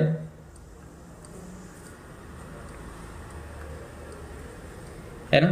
तो वीन में जैसे मैंने बताया ब्लड जो होता है वो लो प्रेशर में होता है। सो हो सकता है क्योंकि लो प्रेशर है ब्लड रिटर्न आ जाए, तो उसके बैक फ्लो को अवॉइड करने के लिए, ताकि ब्लड वापस से रिटर्न ना आ जाए, ठीक है, तो यहाँ पर ना कुछ ऐसे स्ट्रक्चर्स होते हैं। There are certain structures like this present inside the capillary, present inside the vein. तो वीन के अंदर ना ऐसे कुछ स्ट्रक्चर होते हैं। तो जब भी ब्लड रिटर्न आना चाहता है तो ये वॉल्व से बाउंस होके रिटर्न आगे चला जाता है। समझ में आ रहा है? तो what is the use of this vein? तो ये वीन में जो वॉल्व्स है उसका काम क्या है, दे avoid the back flow of the blood, ठीक है, avoid back flow of the blood. अभी ये जो वॉल्व्स है वो आर्टरीज में क्यों नहीं प्रेजेंट है? तो उसका आंसर इधर का है, ठीक है। आर्टरीज में जो ब्लड होता है वो हाई प्रेशर में होता है, हाई प्रेशर वाली चीज़ रिटर्न नहीं आएगी, ठीक है। तो क्योंकि वीन्स में जो ब्लड होता है वो लो प्रेशर में होता है, तो उसके बैक फ्लो को अवॉइड करने के लिए we have valves. Last part that we are going to talk about is the capillaries. जो आखिरी बात हम लोग करने वाले आज, दैट इज अबाउट कैपिलरीज। यहाँ पर आर्टरी है, आर्टरी डिवाइड होके क्या बनेगा, आर्टेरियोल डिवाइड होके क्या बनेगा, कैपिलरीज बनेगा, ठीक है। So how they are form when arterioles divide. Arteriole जब फर्दर डिवाइड होगा तो कैपिलरीज बनता है, ठीक है। So what are basically capillaries? This are the network of minute blood vessels. जितनी भी ब्लड वेसल्स है अपने पास, 3 टाइप की, सबसे छोटी और सबसे बारीक कौन सी है? Capillaries. So this are the network of minute blood vessel.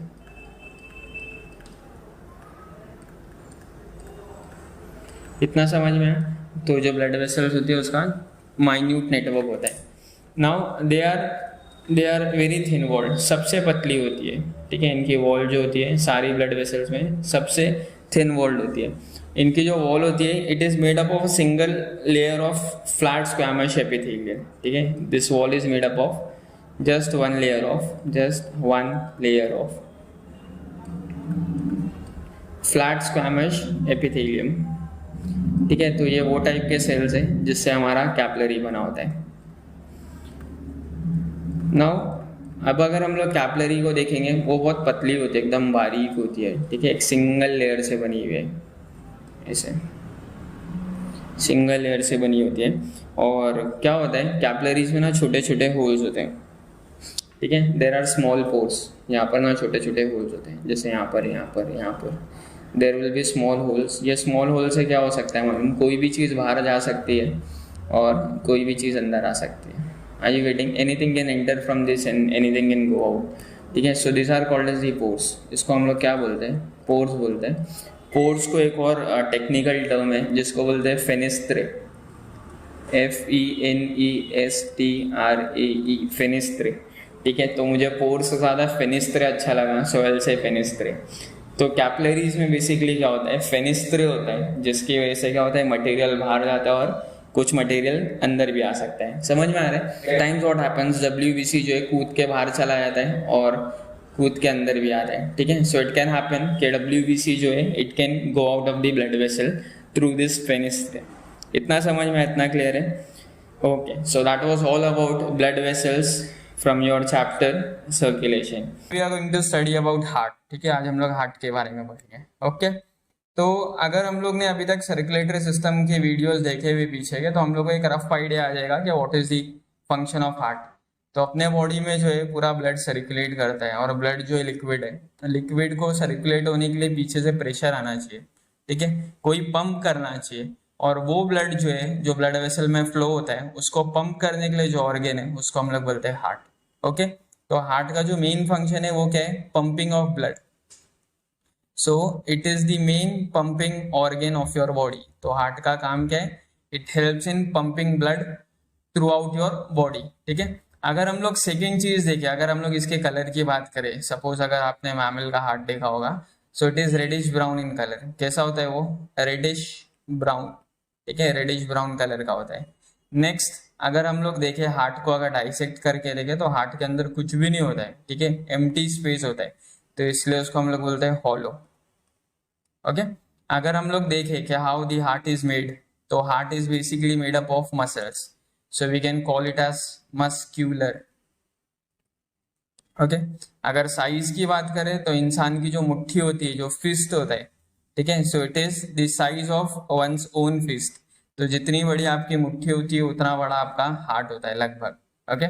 अगर वजन की बात करें हार्ट की, तो जो मेल का हार्ट होता है, ठीक है, जो मेल होता है उसका हार्ट जो होता है that is about of 300 grams, ठीक है। बट जो फीमेल का हार्ट होता है वो थोड़ा सा छोटा होता है, छोटा मतलब उसका वजन थोड़ा सा कम होता है, दैट इज 250 ग्राम्स, ठीक है। इसका लेन देन कोई फीलिंग से नहीं होता है। ये हार्ट बड़ा और छोटा है इसलिए क्योंकि मेल की जो बॉडी होती है वो ज्यादा बड़ी होती है और फीमेल की जो बॉडी होती है वो थोड़ी छोटी होती है, ठीक है, इसलिए हार्ट का साइज बड़ा और छोटा है, okay, not too related with anything else. Now next will see the shape of the heart. अगर हार्ट को आप ऊपर से देखोगे तो देखो कैसा ब्रॉड है और नीचे से कैसा है? नैरो है। तो the heart is broad from the top. कैसा होता है वो? ब्रॉड होता है टॉप पे से, ठीक है। और अगर हम लोग नीचे से देखेंगे सो it is narrow, so it is narrow at the tip. इतना समझा? इतना क्लियर है? ठीक है। अभी अपना जो हार्ट होता है ना, basically it is present in a space called as mediastinum, ठीक है। So it is located in a space called as mediastinum. Now what mediastinum is basically, अपने को पता है वी हैव लंग्स, ठीक है, ऐसे दो लंग्स होते हैं अपने पास, और लंग्स के बीच में देखो यहाँ पर स्पेस होता है, ठीक है। ये जो बीच का जो स्पेस होता है ना उसको हम लोग बोलते हैं मीडियास्टेनम। तो हार्ट बेसिकली किधर लोकेटेड होता है? मीडियास्टेनम में। What is mediastinum? It is the space between the lungs. Space between the two lungs is called as mediastinum. इतना समझा? इतना क्लियर है? ठीक है। अभी अगर हार्ट को हम लोग देखेंगे ना, सो it is located somewhere over here. Heart इधर पे होता है लगभग किधर, ठीक है, इधर ऐसे हार्ट होता है, और हार्ट के नीचे होता है डायफ्राम, इधर नीचे होता है डायफ्राम, ठीक है। सो हम लोग ऐसा बोल सकते हैं कि heart lie at the top of diaphragm, ठीक है। So it is above the diaphragm, diaphragm के ऊपर होता है। अभी बहुत सारे लोगों को बोलते हुए सुना रहेगा कि हार्ट जो होता है वो लेफ्ट में होता है। ये सब झूठ है, बकवास है। There is nothing like that. Heart left में नहीं होता है। हार्ट का जो कोनिकल हिस्सा है ना, ये जो नीचे वाला हिस्सा होता है ना, वो थोड़ा सा टिल्टेड होता है लेफ्ट की तरफ। तो हार्ट एक्चुअल में हार्ट का शेप ऐसा नहीं होता है, ये तो बस मैंने 14 वाला बना दिया है। तो it look something like this, ठीक है। और ये जो देख रहे हो आप, इसका कोनिकल हिस्सा जो है वो लेफ्ट की तरफ थोड़ा सा बेंड हुआ हुआ होता है, ठीक है, इसलिए हम लोग को ऐसा लगता है कि हार्ट जो है वो लेफ्ट की तरफ है। Heart is located exactly in the centre, यहाँ पर ब्रेस्ट बोन होती है, ठीक है, यहाँ पर अपनी ऐसे रिब्स होती है और बीच में ब्रेस्ट बोन होती है, एग्जैक्टली ब्रेस्ट बोन के पीछे अपना हार्ट होता है। तो लेफ्ट में सिर्फ थोड़ा सा टिल्ट हुआ रहता है, so it is tilted tilted towards left. उसका जो चोच होता है, जो उसका एंड का पार्ट होता है, ठीक है, it is tilted towards left. इतना समझ में आया, इतना क्लियर है, ठीक है। अभी अगर हम लोग देखें, हार्ट जो होता है ना वो एक मेम्ब्रेन के अंदर होता है। हार्ट के ऊपर ना एक मेम्ब्रेन होती है, ऐसी बना देते हैं इधर पे एक मेम्ब्रेन। हार्ट जो होता है वो एक मेम्ब्रेन में क्लोज्ड होता है। ये जो क्लोज्ड मेम्ब्रेन है ना हार्ट के ऊपर, उसको हम लोग बोलते हैं पेरीकार्डियम। इसको क्या बोलते हैं हम लोग? Pericardium. So what is pericardium? It is basically a membrane और a layer above the heart, ठीक है। अगर पेरीकार्डियम को टच करके देखेंगे ना तो थोड़ा सा सॉफ्ट होता है। पेरीकार्डियम कैसा होता है? सॉफ्ट होता है, थोड़ा सा मॉइस्ट होता है। मॉइस्ट मतलब थोड़ी सी उसके ऊपर नमी रहेगी, ठीक है। And it is elastic like balloon, जैसे बलून के साथ खींच सकता है, सेम तरीके से पेरीकार्डियम जो होता है वो थोड़ा सा इलास्टिक होता है। अगर हम लोग उसके सेल के लेवल पे जाएंगे, so it is made up of a special kind of cell which is called as squamous epithelium, ठीक है। तो स्क्वैमस एपिथेलियम से क्या बना होता है? अपना पेरीकार्डियम बना होता है, ठीक है। अब पेरीकार्डियम जो है ना बेसिकली उसको दो लेयर्स में डिवाइड करते हैं। अगर मैं पेरीकार्डियम को इतना जूम करके बताऊँ तुम लोग को, if I just zoom this layer of pericardium, इधर पे अगर जूम करूँ तो पेरीकार्डियम जो है basically it is divided into two layers. ये एक बाहर का लेयर हो गया और एक अंदर का लेयर हो गया, ठीक है। So there are two layers, ठीक है, एक पैराइटल है और एक विसरल है। सो वन इज पैराइटल, ठीक है, और जो दूसरी लेयर होती है उसको हम लोग क्या बोलते हैं? Visceral layer, VISCERAL। So pericardium is basically divided into two layers, the parietal layer and the visceral layer. अब ये दोनों लेयर के बीच में ना स्पेस होता है, यहाँ पर देख रहे हो, यहाँ पर ना स्पेस है। This space is called as pericardial space. इसको हम लोग क्या बोलते हैं? Pericardial space. तो अभी मैंने क्या बताया? Heart is covered by a layer which is called as pericardium. Pericardium के मैंने यहाँ पर फीचर्स बताया और उसके बाद बताया कि पेरीकार्डियम को अगर जूम करके देखेंगे तो it is made up of two layers, the visceral layer and the parietal layer. अब ये दोनों लेयर के बीच में एक स्पेस होता है जिसको हम लोग बोलते हैं पेरीकार्डियल स्पेस। अब पेरीकार्डियल स्पेस जो है वो खाली तो नहीं रह सकता है, तो उसके अंदर एक फ्लूइड होता है। क्या होता है उसके अंदर? एक फ्लूइड, ठीक है। So that fluid which is present in pericardial space is called as pericardial fluid. Pericardial, so that fluid which is present in the pericardium or the pericardial space is called as the pericardial fluid। अगर हम लोग नापेंगे उसको, so it is about 50 ml। कितना रहता है वो? 50 ml। तो pericardial fluid कितना रहता है ह्यूमंस में? 50 ml। This can be asked in your NEET और your just normal exam, so just keep an idea of how much pericardial fluid do we have. तो ज्यादा नहीं होता है, सिर्फ 50 ml होता है।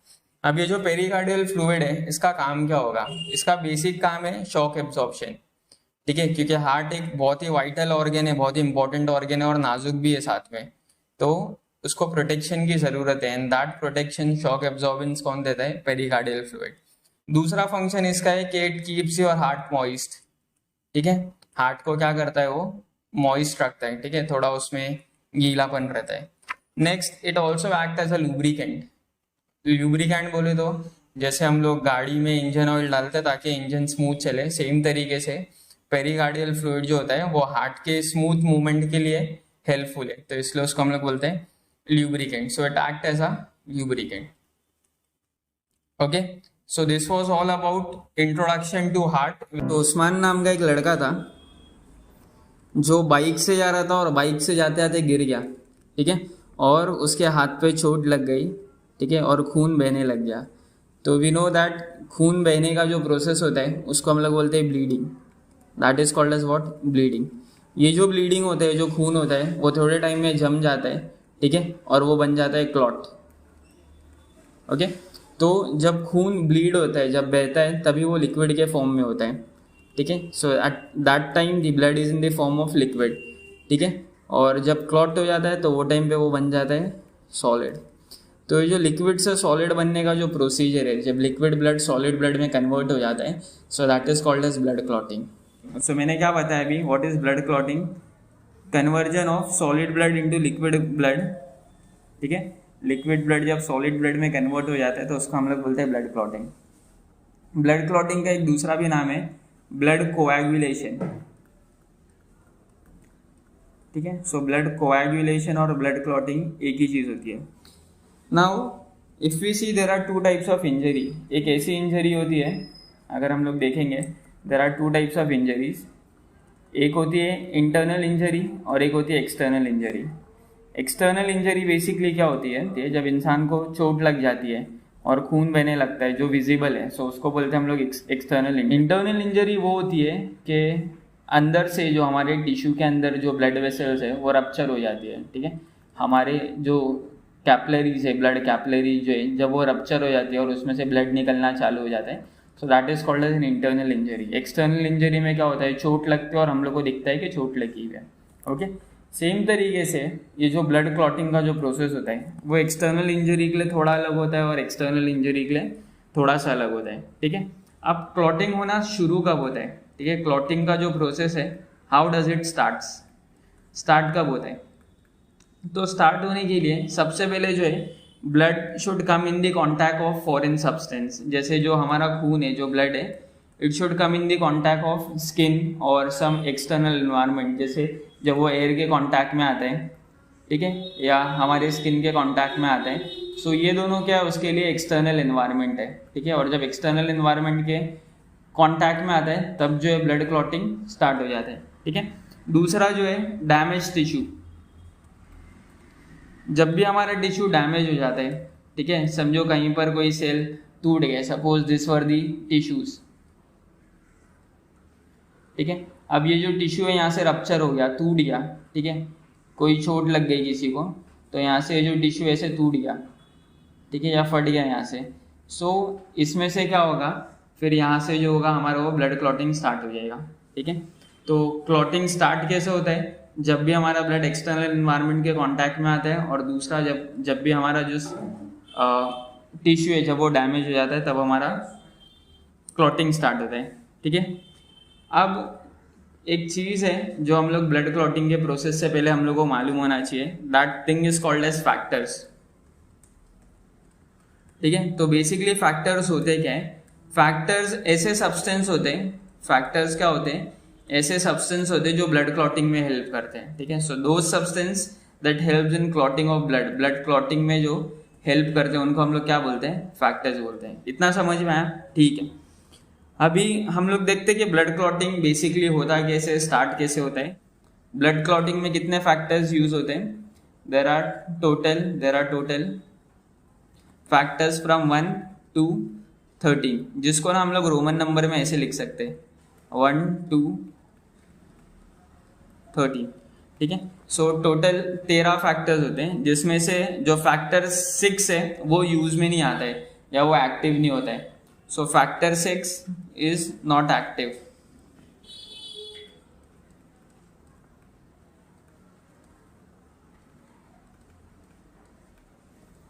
ओके, अभी हम लोग देखेंगे कि कोएगुलेशन होता है कैसे या क्लॉटिंग होता है कैसे, ठीक है। सपोज अभी ना एक ब्लड वेसल डैमेज हो गई, क्या हो गया, यहाँ पर मैं एक ब्लड वेसल बना लेता हूँ, यहाँ पर एक ब्लड वेसल है, सपोज यहाँ से रप्चर हो गई, यहाँ से टूट गई और यहाँ से ना ब्लड आना स्टार्ट हो गया, ठीक है। ये ना इंटरनल इंजरी है, ये क्या है, ये इंटरनल इंजरी है, ठीक है। तो उसको हम लोग बोलते हैं इंट्रिंसिक, क्या बोलते हैं उसको, इंट्रिंसिक, ठीक है। तो जब भी इंटरनल इंजरी होती है ना, तो एक फैक्टर होता है जिसको हम लोग बोलते हैं फैक्टर 12, ठीक है। फैक्टर 12 जो है, जो इनएक्टिव फॉर्म में होता है वो हो जाता है एक्टिवेट, तो हम लोग उसको लिखते हैं 12A, ए का मतलब है एक्टिवेटेड, ठीक है। ये जो 12वे फैक्टर होता है ना, that helps in activating 11th factor. 12वां फैक्टर क्या करते हैं, जो इनएक्टिव 11th फैक्टर है उसको एक्टिव फैक्टर 11 में कन्वर्ट कर देता है। अब ये जो फैक्टर 11 है वो क्या करते हैं, इनएक्टिव फैक्टर 9 को एक्टिव फैक्टर 9 में कन्वर्ट कर देता है। इतना समझ में आया, तो अपने को याद रखना है, पहले 12 आएगा, फिर 11 आएगा, फिर 9 आएगा और फिर उसके बाद आएगा 10, ठीक है। तो हम लोग इसको ऐसे याद रख सकते हैं 12, 11, 9 और 10। इसके बाद बेसिकली क्या होता है, अगर हम लोग आगे देखेंगे इसके बाद, ये जो फैक्टर 9A है, इट हेल्प्स इन कन्वर्टिंग या एक्टिवेटिंग फैक्टर 10। फैक्टर 10 एक्टिवेट हो जाता है और 10A बन जाता है। ठीक है, ये कब हुआ? जब इंजरी इंटरनल थी। जब इंजरी इंटरनल होती है, जब अंदर से चोट लगती है, तो जब इंट्रिंसिक चोट लगती है, अंदर से लगती है, तो ये वाला पाथ फॉलो होता है। सपोज किसी का टिश्यू डैमेज हो गया, ठीक है, सपोज यहाँ पर किसी का टिश्यू था ऐसे, ठीक है, ये जो टिश्यू है ना डैमेज हो गया है, यहाँ से ऐसे डैमेज हो गया है, तो it will look something like this. ठीक है, और ये डैमेज टिश्यू में से ना एक सब्सटेंस रिलीज होएगा, that substance will help in activating factor 7। जो फैक्टर 7 होता है ना, वो उसको एक्टिवेट करके फैक्टर 7 ही कर देगा। इतना समझा? और ये जो 7th फैक्टर है, ये क्या करेगा? जो इनएक्टिवेटेड फैक्टर 10 है, उसको वो एक्टिवेट करके 10A कर देगा। इतना समझ में आया? तो अगर इंटरनल इंजरी है तो ये वाला पाथ फॉलो होएगा, और अगर एक्सटर्नल इंजरी है उसको हम लोग बोलते हैं एक्सट्रिंसिक। ठीक है, अगर टिश्यू में डैमेज होता है तो ये वाला पाथ फॉलो होता है, और अगर इंटरनल को इंजरी होती है तो ये वाला पाथ फॉलो होता है। इतना समझ में आया?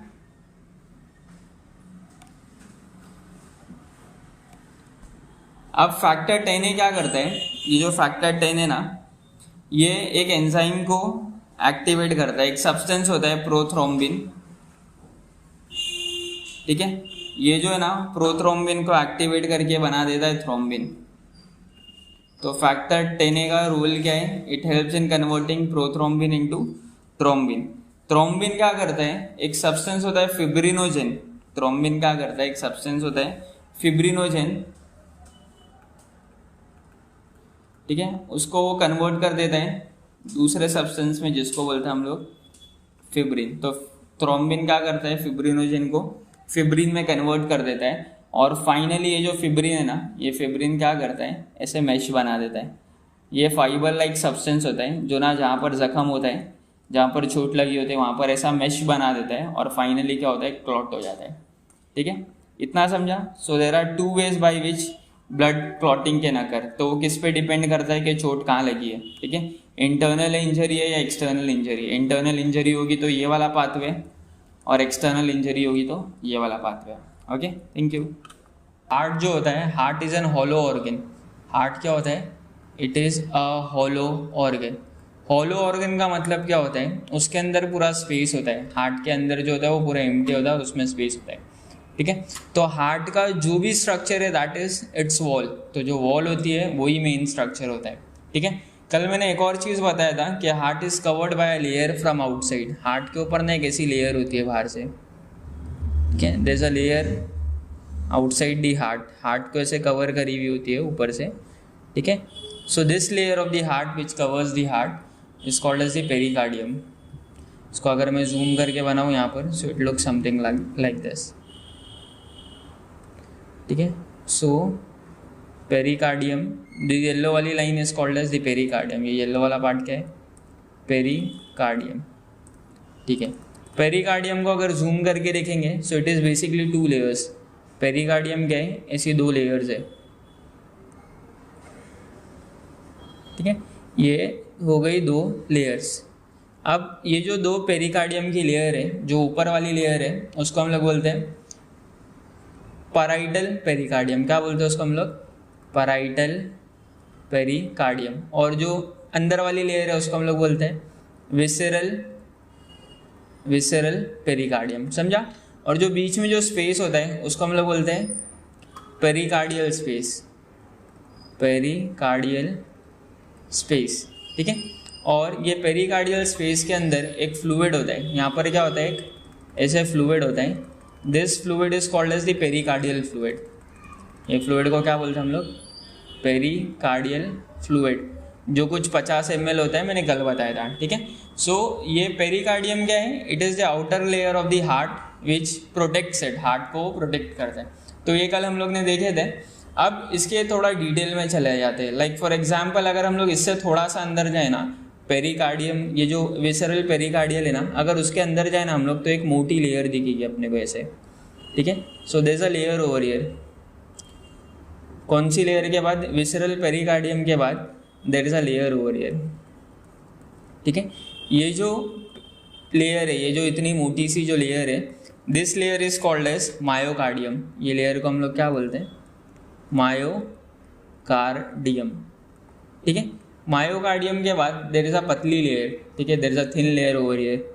यहाँ पर एक पतली सी लेयर होता है जिसको हम लोग बोलते हैं मायोकार्डियम के बाद there is a thin layer which is called as the endocardium. ठीक है, सो मायोकार्डियम के बाद ये जो ग्रीन लेयर है उसको हम लोग बोलते हैं एंडोकार्डियम। इतना समझ में आया? तो बेसिकली अगर हम लोग हार्ट की लेयर्स देखेंगे, अंदर से अगर बाहर की तरफ जाएंगे तो सबसे पहले क्या आएगा? एंडोकार्डियम आएगा। उसके ऊपर क्या होता है? मायोकार्डियम। मायोकार्डियम के ऊपर क्या होता है? मायोकार्डियम के ऊपर होता है विसरल पेरिकार्डियम, ये वाली लेयर। ठीक है, उसके बाद पेरिकार्डियल फ्लूइड होता है और फिर उसके बाद पैराइटल पेरिकार्डियम होता है। इतना समझ में? इतना क्लियर है?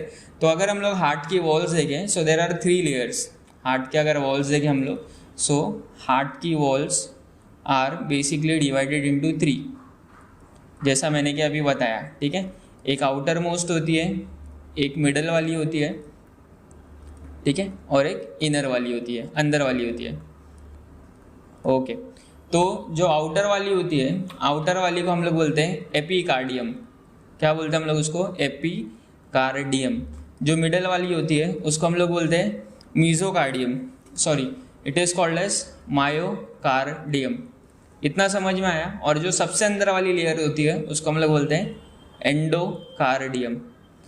ठीक है, अगर आप ये डायग्राम को अच्छे से देखेंगे, if you look at this diagram carefully, तो आपको 2 लेयर दिख जाएगी। कौन सी? एंडोकार्डियम भी दिख रहा है और मायोकार्डियम भी दिख रहा है, बट एपिकार्डियम नहीं दिख रहा है। तो जो विसरल पेरिकार्डियम है ना, ये जो येलो वाली जो यहाँ पर लेयर है, ये जो येलो वाला पार्ट जो है यहाँ पर, ठीक है, इसी को हम लोग this same thing is called as visceral pericardium as well as epicardium. इसको दूसरा नाम क्या है? एपिकार्डियम। इतना समझ में आया? इतना क्लियर है? ठीक है, अभी हम लोग ये तीनों लेयर के बारे में थोड़ा सा देख लेते हैं, थोड़ी सी जानकारी ले लेते हैं। तो एपिकार्डियम जो होता है ना, बेसिकली ये जो यहाँ पर जो मैंने अभी एपिकार्डियम बताया, वो ना पतला होता है। कैसा होता है? वो थिन होता है। इट इज थिन, पतला सा होता है। ठीक है, it is the outermost layer as I told you, बाहर का लेयर होता है। It is made up of a special kind of cell which is called as flat squamous epithelium. क्या बोलते हैं उसको हम लोग? Flat squamous epithelium. ठीक है, so it is a thin layer which is made up of flat squamous epithelium. Okay, now epicardium क्योंकि बाहर की लेयर है तो उसका काम है प्रोटेक्शन। उसका काम क्या है? प्रोटेक्शन। इतना समझ में आया? मायोकार्डियम जो है, अगर डायग्राम को ही रिफर करें हम लोग, मायोकार्डियम देखो थिक लेयर है, मोटी लेयर है। ठीक है, सो मायोकार्डियम जो है it is a thick layer. Myocardium is what? Myocardium is the middle layer. सबसे पहले वो मिडल की लेयर है। ठीक है, उसके बाद इट इज थिक। अगर देखेंगे तीनों लेयर में तो सबसे ज़्यादा थिक वही है। ठीक है, उसके बाद it is made up of, जैसे फ्लैट स्क्वैमश एपिथेलियम से बना हुआ है, this is made up of cardiac muscle. जो हार्ट के जो मसल होते हैं स्पेशल टाइप के, तो मिडल लेयर उससे बना होता है। क्या बोलते हैं उसको हम लोग? Cardiac muscle. ठीक है, अब ये मायोकार्डियम का रोल क्या होता है? मायोकार्डियम का रोल होता है हार्ट का पंपिंग। जैसे हार्ट कॉन्ट्रैक्ट और रिलैक्स होता है। ठीक है, so the function of myocardium is contraction and relaxation. इतना समझ में? इतना क्लियर है? So this is the function of the middle layer और द मायोकार्डियम। अभी अगर एंडोकार्डियम की बात करें ना, तो endocardium is basically also same, मतलब वो भी पतला होता है, बारीक होता है। ठीक है, थिन होता है। देन अगर उसका सेल देखें, so even that is made up of squamous epithelium. वो भी किससे बना होता है? स्क्वैमश एपिथेलियम से। एंड उसका भी काम क्या होता है? प्रोटेक्शन। इतना समझ में आया? So this was about all the three walls of your heart. इतना क्लियर है? आई होप इतना क्लियर होगा। If you have any doubt regarding the walls of the heart, you can comment and let me know. Thank you. हम लोग internal structure of heart पढ़ेंगे। तो अभी structure of heart बनाते कैसे? सबसे पहले देखो, जो 14 फेब वाला हार्ट होता है हम लोग कुछ ऐसे बनाते हैं। ठीक है, तो जो नॉर्मल अपना हार्ट होता है, एक्चुअल जो हार्ट होता है, उसको बनाने के लिए हम लोग को क्या करना है? हम लोग को नीचे का पार्ट रब कर देना है। ठीक है, इसका जो हाफ पार्ट है उसको हम लोग रब कर देंगे। और क्या करेंगे हम लोग इसको जो है ऐसे, जैसे समझो अगर ये इसका सेंटर है तो सेंटर से थोड़ा ऐसा टिल्ट करके उसको ऐसे कनेक्ट करेंगे, ठीक है। तो हार्ट का जो लोअर पार्ट होता है थोड़ा लेफ्ट की तरफ बेंड हुआ होता है, ठीक है। तो ये जो ऊपर का हिस्सा है ना हार्ट का, इसको हम लोग बोलते हैं एट्रियम, इसको हम लोग क्या बोलते हैं, एट्रियम, ओके। और जो नीचे का हिस्सा होता है उसको हम लोग बोलते हैं ventricle. So the upper part of the heart is called as the atrium and the lower part is called as the ventricle. तो अगर हम लोग देखेंगे देर आर टू पार्ट्स, ठीक है, this is called as the right atrium, this is called as the left atrium, this is called as right ventricle and this is called as left ventricle. इतना समझा, ठीक है। अभी ये दोनों चीज़ों के बीच में से ना there is a line which is passing. अगर हम लोग देखेंगे ना तो दोनों के बीच में से there is something like this which is passing, which is called as septum. इसको हम लोग क्या बोलते हैं, सेप्टम बोलते हैं। So this is called as septum which divides the right side of the heart with left side of the heart, okay. अब अगर हम लोग देखें ये जो राइट एट्रियम है और जो राइट वेंट्रिकल है, दोनों के बीच में ना एक ऐसे पार्टीशन होता है, ठीक है। सेम तरीके से लेफ्ट एट्रियम और लेफ्ट वेंट्रिकल के बीच में भी क्या होता है, पार्टीशन होता है। तो ये जो पार्टीशन होता है उसको हम लोग बोलते हैं वॉल। क्या बोलते हैं हम लोग उसको, वॉल। और इसको भी हम लोग बोलते हैं वॉल, ठीक है। दोनों में फ़र्क है। जो राइट साइड में वॉल्व होता है उसको हम लोग बोलते हैं ट्राइकास्पिड वॉल्व, उसको क्या बोलते हैं हम लोग, ट्राइकास्पिड वॉल्व। और जो लेफ्ट साइड में रहता है उसको हम लोग बोलते हैं बाइकास्पिड वॉल्व, ओके। इतना समझा, ठीक है। अभी ये जो सेप्टम होता है ना वो थिक वॉल होता है। ये क्या होता है, कैसे थिक वॉल होता है, ठीक है। ये थिक वॉल होता है जो राइट साइड को लेफ्ट साइड से सेपरेट करता है। आई होप इतना समझ में आ रहेगा, ठीक है। अभी ये जो राइट एट्रियम है ना, इसमें से दो ब्लड वेसल्स कनेक्टेड होती है। इसमें क्या होती है, दो ब्लड वेसल्स कनेक्टेड होती है। एक ब्लड वेसल ऐसे यहाँ से कनेक्टेड होती है और एक ब्लड वेसल यहाँ से कनेक्ट होती है, ठीक है। तो ये वाली जो ब्लड वेसल है, ये वाली जो ब्लड वेसल है उसको हम लोग बोलते हैं इन्फीरियर वेना कावा, इन्फीरियर वेना कावा, ठीक है। ये ब्लड वेसल क्या करती है, बॉडी के नीचे वाले हिस्से से ब्लड लेके आती है राइट एट्रियम में। ये जो ऊपर वाली ब्लड दिख रही है इसको बोलते हैं हम लोग सुपीरियर वेना कावा, ठीक है। सुपीरियर वेना कावा का फंक्शन क्या है, ये बॉडी के ऊपर वाले हिस्से से ब्लड लेके आती है राइट एट्रियम में। इतना समझ में आया। ये जो लेफ्ट एट्रियम है ना, इसमें से भी दो ब्लड वेसल कनेक्टेड होती है। यहाँ पर भी क्या होता है, ऐसे दो ब्लड वेसल कनेक्टेड होती है जिनको हम लोग बोलते हैं पल्मोनरी वीन। उसको हम लोग क्या बोलते हैं, पल्मोनरी वीन। आई होप इतना समझ में आया होगा, ओके। तो लेफ्ट राइट एट्रियम से क्या क्या कनेक्टेड है, सुपीरियर वेना कावा और इन्फीरियर वेना कावा। लेफ्ट एट्रियम से क्या क्या कनेक्टेड है, पल्मोनरी वीन, ठीक है। वो जो है जो मैंने बनाया है वो क्या है, हमारी पल्मोनरी वीन है, ओके। अभी एक टी शेप की ब्लड वेसल होती है, एक ब्लड वेसल होती है जो टी शेप की होती है, ठीक है। वो कुछ ऐसी होती है। टी शेप की blood vessel is connected to right ventricle and it is called as pulmonary artery. इसको हम लोग क्या बोलते हैं, पल्मोनरी आर्टरी, ठीक है। तो अभी देखो हर एक जो चेम्बर है उसके अंदर कुछ ना कुछ कनेक्टेड है। राइट एट्रियम को ये दो ब्लड वेसल कनेक्टेड है, लेफ्ट एट्रियम को ये दोनों ब्लड वेसल कनेक्टेड है, राइट वेंट्रिकल को पल्मोनरी आर्टरी कनेक्टेड है। सेम तरीके से जो लेफ्ट वेंट्रिकल है उसको भी एक ब्लड वेसल कनेक्टेड होता है। तो राइट वेंट्रिकल को भी एक ब्लड वेसल कनेक्टेड होता है।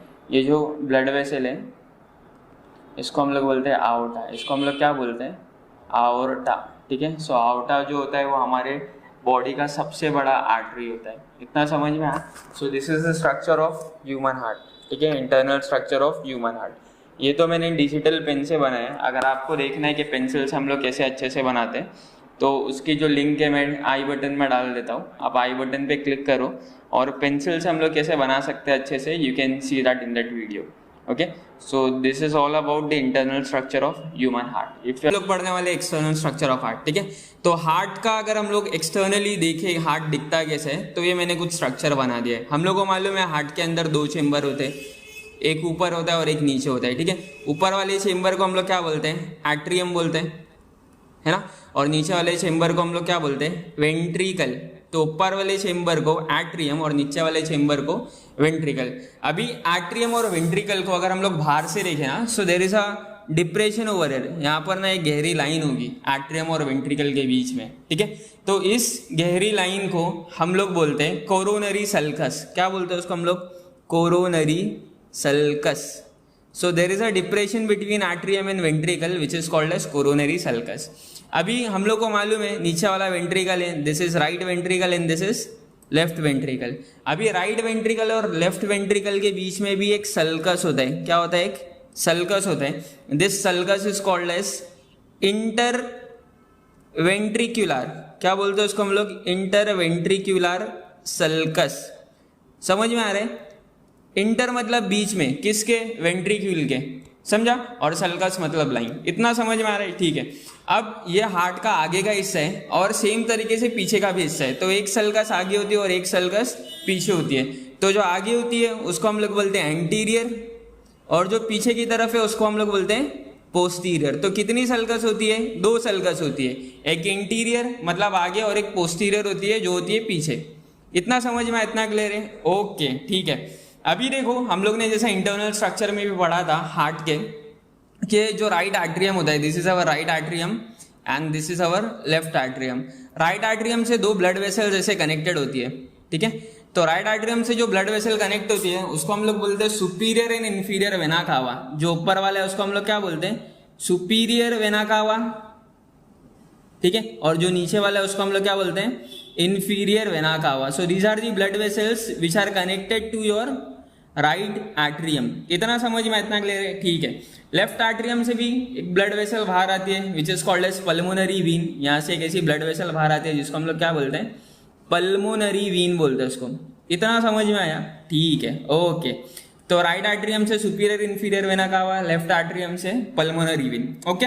अभी अगर हम लोग राइट वेंट्रिकल देखें, ये जो यहाँ पर राइट वेंट्रिकल है नीचे वाला जो हिस्सा है, इसमें से भी एक ब्लड वेसल आती है, बड़ी ब्लड वेसल होती है, ऐसे बाहर आती है. उल्टा बना रहा हूं मैं, ऊपर से नीचे लेके आ रहा हूं, but it is actually connected like this down. ठीक है. तो जो बड़ी सी ब्लड वेसल राइट वेंट्रिकल से बाहर आ रही है उसको हम लोग बोलते हैं पल्मोनरी ट्रंक. क्या बोलते हैं उसको हम लोग? Pulmonary trunk. ठीक है. अब ये जो पल्मोनरी ट्रंक है ना, ये आगे जाके डिवाइड हो जाता है, इसे आगे जाके डिवाइड हो जाता है और 2 में डिवाइड हो जाते हैं. ठीक है. तो जब वो 2 में डिवाइड होते हैं, एक को हम लोग बोलते हैं लेफ्ट पल्मोनरी ट्रंक. ये जो है उसको बोलते हैं हम लोग लेफ्ट पल्मोनरी ट्रंक. किसको? इसको. और इसको हम लोग क्या बोलते हैं? Right pulmonary trunk.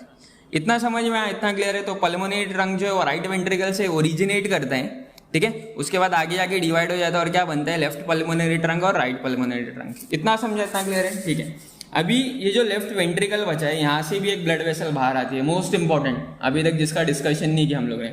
ठीक है. So this blood vessel which is coming out from left ventricle, ठीक है, ये यहां से ऐसे बाहर आ रही है. ठीक है. And it comes out like this.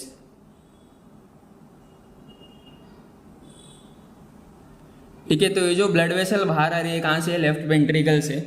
This is called as aorta. इसको हम लोग क्या बोलते हैं? आओर्टा बोलते हैं. AORTA, आओर्टा. इतना समझ में? इतना समझा? इतना क्लियर है? ठीक है. अभी आवर्टा में देखो देयर आर 3 ब्लड वेसल्स. ठीक है. आवर्टा में कितनी है? 3 ब्लड वेसल्स है जो आगे बन रही है. एक है 1, एक है 2 और एक है 3. इतना समझ में आ रहा है? तो आवर्टा में से कितनी ब्रांचेस बाहर आती है? 3 ब्रांचेस बाहर आती है. तो जो मैंने वहां पर 1 बनाया हूं, जो 1 टिक किया मैंने वहां पर, उसको हम लोग बोलते हैं लेफ्ट सब क्लैवियन. क्या बोलते हैं उसको हम लोग? लेफ्ट सब क्लैवियन. इतना समझा? ये किसका नाम है? ये वाली ब्रांच का जो आवर्टा से बाहर आ रही है. दूसरा जो है उसको हम लोग बोलते हैं लेफ्ट कॉमन कैरोटॉइड. क्या बोलते हैं उसको हम लोग? Left common carotid. ये है दूसरी वाली ब्रांच का नाम. ठीक है. जो थर्ड वाला पार्ट है, ये जो यहाँ पर दिख रहा है, ये वाला जो पार्ट है, उसको हम लोग बोलते हैं ब्रैकियोसिफेलिक. उसको हम लोग बोलते हैं ब्रैकियोसिफेलिक. ठीक है. So what is brachiocephalic? It is the third branch coming out from your aorta. इतना समझा? इतना क्लियर है? ठीक है. अभी ये जितनी भी ब्लड वेसल्स है ना, सब जो है ना ब्लड को ऊपर लेके आती है. किधर लेके आती है? ऊपर लेके आती है. कौन सी ब्लड वेसल किधर लेके आती है? ये जो लेफ्ट सब क्लैवियन है ना, ये जो लेफ्ट सब क्लैवियन है, ये हमारे उल्टे हाथ में ब्लड सप्लाई करती है. किधर पे? It supplies blood to your left hand. इतना समझ में आ रहा है? ठीक है. ये जो लेफ्ट कॉमन कैरोटॉइड है ना, ये हमारे ब्रेन को सप्लाई करती है ब्लड. ठीक है. और जो ब्रैकियोसिफेलिक है, ये 3 जगह सप्लाई करती है ब्लड को. एक राइट हैंड में सप्लाई करती है, राइट आर्म में हमारे, ठीक है, दूसरा हमारे सर में, और तीसरा जो हमारी नेक में। इतना समझा? So this aorta is one of the most important blood vessel of your body because it supplies blood to the major part of your body. देखो लेफ्ट हैंड को, राइट हैंड को, ब्रेन को, हेड को, neck को, तो ऊपर के body parts को कौन सप्लाई करता है? आउटा सप्लाई करता है। अब फाइनल चीज देखो, एक चीज होती है यहाँ पर, ये जो आउटा है ना, this is called as aorta. ये क्या अपना आउटा है, ये क्या अपना, दिस इज आउटा, ठीक है। The largest artery of your body is called as the aorta, ये आउटा है। और यहाँ पर अगर हम लोग देखेंगे, what is this, this is what, this is pulmonary trunk. क्या है वो? Pulmonary trunk. तो आउटा और पल्मोनरी ट्रंक के बीच में ना एक कनेक्शन होता है। आउटा और पल्मोनरी ट्रंक के बीच में क्या होता है? कनेक्शन होता है। मैं बना देता हूँ इधर पे। Now there is a connection between aorta and pulmonary trunk, ठीक है। अभी यहाँ पर स्पेस नहीं है तो मैं नीचे बना देता हूँ। तो देखो कनेक्शन कुछ ऐसा है, दिस इज दैट कनेक्शन, ठीक है। तो ये जो आउटा और पल्मोनरी ट्रंक के बीच में कनेक्शन है ना, उसको हम लोग बोलते हैं लिगामेंटम आर्टेरियोसम। क्या बोलते हैं उसको हम लोग? लिगामेंटम, इसको हम लोग बोलते हैं लिगामेंटम आर्टेरियोसम। इतना समझो। देखो कैसा राइम कर रहे हैं, तुम और सम। तो लिगामेंटम आर्टेरियोसम, तो it is what, it is the connection between the outta and the pulmonary trunk. इतना समझ में आया? अब ये है क्या? अब जब बच्चा फीटल स्टेज में होता है, जब वो अनबॉर्न होता है, तो उस टाइम पे क्या होता है, ये जो आउटा और पल्मोनरी ट्रंक है ना, दोनों कनेक्टेड होते हैं। दोनों क्या होते हैं? कनेक्टेड होते हैं। It's called as remnant of embryonic duct, ठीक है। तो एम्ब्रियोनिक स्टेज में क्या होता है, ये कनेक्शन होता है, बट जब बच्चा बॉर्न हो जाता है तो ये डक्ट जो है वो बंद हो जाता है और सिर्फ एक उसका सबूत रह जाता है, जिसको हम लोग बोलते हैं लिगामेंटम आर्टेरियोसम। इतना समझा? इतना क्लियर है? So that was all about the external structure of heart. If you have any doubt you can comment and let me know. Thank you. पढ़ने वाले कि इंटरनल स्ट्रक्चर ऑफ हार्ट में क्या क्या होता है, ठीक है। अगर हम लोग ये ऊपर वाला हिस्सा देखें तो जैसा मैंने लास्ट टाइम बताया था, ये जो ऊपर वाला हिस्सा होता है हार्ट का, उसको हम लोग बोलते हैं एट्रिया। क्या बोलते हैं उसको हम लोग? एट्रिया। ओके, एट्रिया बोलते हैं, या दो होगा तो उसको हम लोग एट्रियम बोलेंगे। Okay, now what is this atria? It is thin walled. अगर हम लोग उसकी वॉल देखें तो कैसी है? दुबली पतली है। नीचे वाली जो पार्ट होता है उससे पतली होती है ऊपर की वॉल्स, ठीक है। तो atria have thin walls. Now if you look at this blood vessels, देखो 4 ब्लड वेसल कनेक्टेड दिख रही है। एक ही है, एक ही है, एक इधर पे और एक इधर पे, ठीक है। So this blood vessels takes in blood. तो ये ब्लड वेसल से क्या होता है? ब्लड आता है, ठीक है। तो एट्रिया एक ऐसा रीजन है हार्ट का विच इज रिसीविंग, मतलब उसके अंदर क्या होता है, हार्ट में ब्लड रिसीव होता है। So it is the receiving chamber of the heart. Okay, इतना समझ में आया? तो एट्रिया जो होता है वो थिन वॉल होता है, it is the receiving chamber, ठीक है। अभी देखो ये राइट एट्रियम है और ये जो है वो लेफ्ट एट्रियम है। दोनों के बीच में देखो यहाँ पर एक वॉल है, ठीक है। So this wall that is located between the 2 atria, ये जो 2 एट्रिया के बीच में जो वॉल होती है, this wall is known as, इस वॉल को हम लोग बोलते हैं, this wall is known as inter auricular septum. इसको हम लोग क्या बोलते हैं? Inter auricular septum. So the wall that is present between 2 atria, ये जो 2 एट्रियम के बीच में जो वॉल है उसको हम लोग क्या बोलते हैं? Inter auricular septum. इतना समझ में आया? ठीक है। ये जो इंटर ऑरिक्यूलर सेप्टम है ना, उसके ऊपर एक चीज होती है, there is a small depression. Inter auricular septum जो है उसके ऊपर एक छोटा सा डिप्रेशन होता है। दिस डिप्रेशन, ये जो डिप्रेशन है ना जो मैंने यहाँ पर बनाया है, this depression is called as fossa ovalis. क्या बोलते हैं उसको हम लोग? फोसा ओवैलिस, ठीक है। तो इंटर ऑरिक्यूलर सेप्टम के ऊपर यहाँ पर एक डिप्रेशन होता है। मैं दूसरे कलर से बना देता हूँ, थोड़ा अच्छा दिखेगा। सो ये वाला जो डॉट बनाया मैंने उसको हम लोग बोलते हैं फोसा ओवैलिस, ठीक है। तो फोसा ओवैलिस बेसिकली क्या है? जब फीटस फॉर्म में होता है, जब ह्यूमन बींग जब बेबी फॉर्म में होता है, जब वो माँ के पेट में होता है, तो वो टाइम पे ना यहाँ पर एक होल होता है, यहाँ पर एक होल होता है। That hole is called as foramen ovalis. क्या बोलते हैं वो होल को?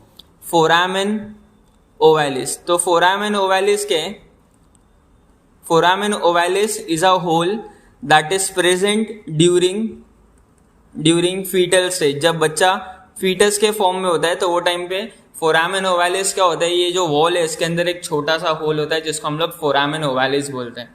बट जैसे ह्यूमन बीइंग डेवलप होता है, जब वो बड़ा हो जाता है तो क्या होता है, जो फोरामेन ओवैलिस है वो भर जाता है, ठीक है, मतलब वो पैक हो जाता है और वहां पर सिर्फ एक छोटा सा डिप्रेशन रह जाता है जिसको हम लोग बोलते हैं फोसा ओवैलिस। इतना समझा, इतना क्लियर है? Okay. If you see on the right side of this chamber, अगर हम लोग इसके राइट साइड में देखेंगे तो देखो यहाँ पर दो ब्लड वेसल है। जो ऊपर वाली ब्लड वेसल है उसको हम लोग बोलते हैं सुपीरियर वेना कावा, इसको हम लोग क्या बोलते हैं, सुपीरियर वेना कावा, ठीक है। अगर नीचे वाली ब्लड वेसल ये वाली देखें तो this is called as inferior vena cava. तो जैसा मैंने लास्ट वीडियो में बताया था कि सुपीरियर वेना कावा का काम क्या है, it receives blood from the upper part of the body and inferior vena कावा receives blood from the lower part of the body. इतना समझ में आया? अब ये जो इंफीरियर वेना कावा है ना, जब ये हार्ट में ओपन होता है, जब ये यहाँ पर ओपन होता है ना, तो यहाँ पर ना एक वॉल्व होता है, यहाँ पर क्या होता है, एक वॉल्व होता है जिसको हम लोग बोलते हैं यूस्टाचियन वॉल्व। क्या बोलते हैं उसको हम लोग, यूस्टाचियन वॉल्व, ठीक है। So the valve wherever inferior vena cava enters your atrium, तो वहां पर ना वॉल्व्स होती है which are called as eustachian valve. इतना समझ में, इतना क्लियर है? अभी अगर राइट साइड में हम लोग देखेंगे ना, तो राइट साइड में ना यहाँ पर ये जो दो चीज है उसको हम लोग बोलते हैं पल्मोनरी वीन। क्या बोलते हैं हम लोग इसको, पल्मोनरी वीन। तो अगर मैं बोलूँ कितनी पल्मोनरी वीन होती है, तो आपको यहाँ पर तो सिर्फ दो ही दिख रहे, तो आप बोलोगे दो होती है, बट एक्चुअल में दो नहीं होती, चार होती है, दो इसके पीछे भी है, ठीक है। So there are total 4 pulmonary veins on the left side of your atrium. इतना समझ में आया? अभी ये जो राइट एट्रियम है ना, यहाँ पर देखो इंफीरियर वेना कावा है, यहाँ पर ना एक वॉल्व होता है, यहाँ पर ये वाले रीजन में ना एक वॉल्व होता है, that valve is called as the thebesian valve. इसका नाम है द बेसियन वॉल्व, ठीक है। अभी आप बोलोगे यहाँ पर तो कोई ब्लड वेसल दिख रही नहीं जो वहां पर वॉल्व है, तो इसके पीछे से एक ब्लड वेसल होता है जिसको बोलते हैं करोनरी साइनस। हार्ट का जब मैं एक्सटर्नल स्ट्रक्चर पढ़ाऊंगा ना, तो हार्ट के externally there is a blood vessel which is called as coronary sinus. That coronary sinus opens into right atrium, और जो ओपनिंग होता है वो है ये, ठीक है, जिसको बोलते हैं हम लोग द बेसियन वॉल्व। इतना समझ में आया? सो that was about atria. Now will study about the ventricle.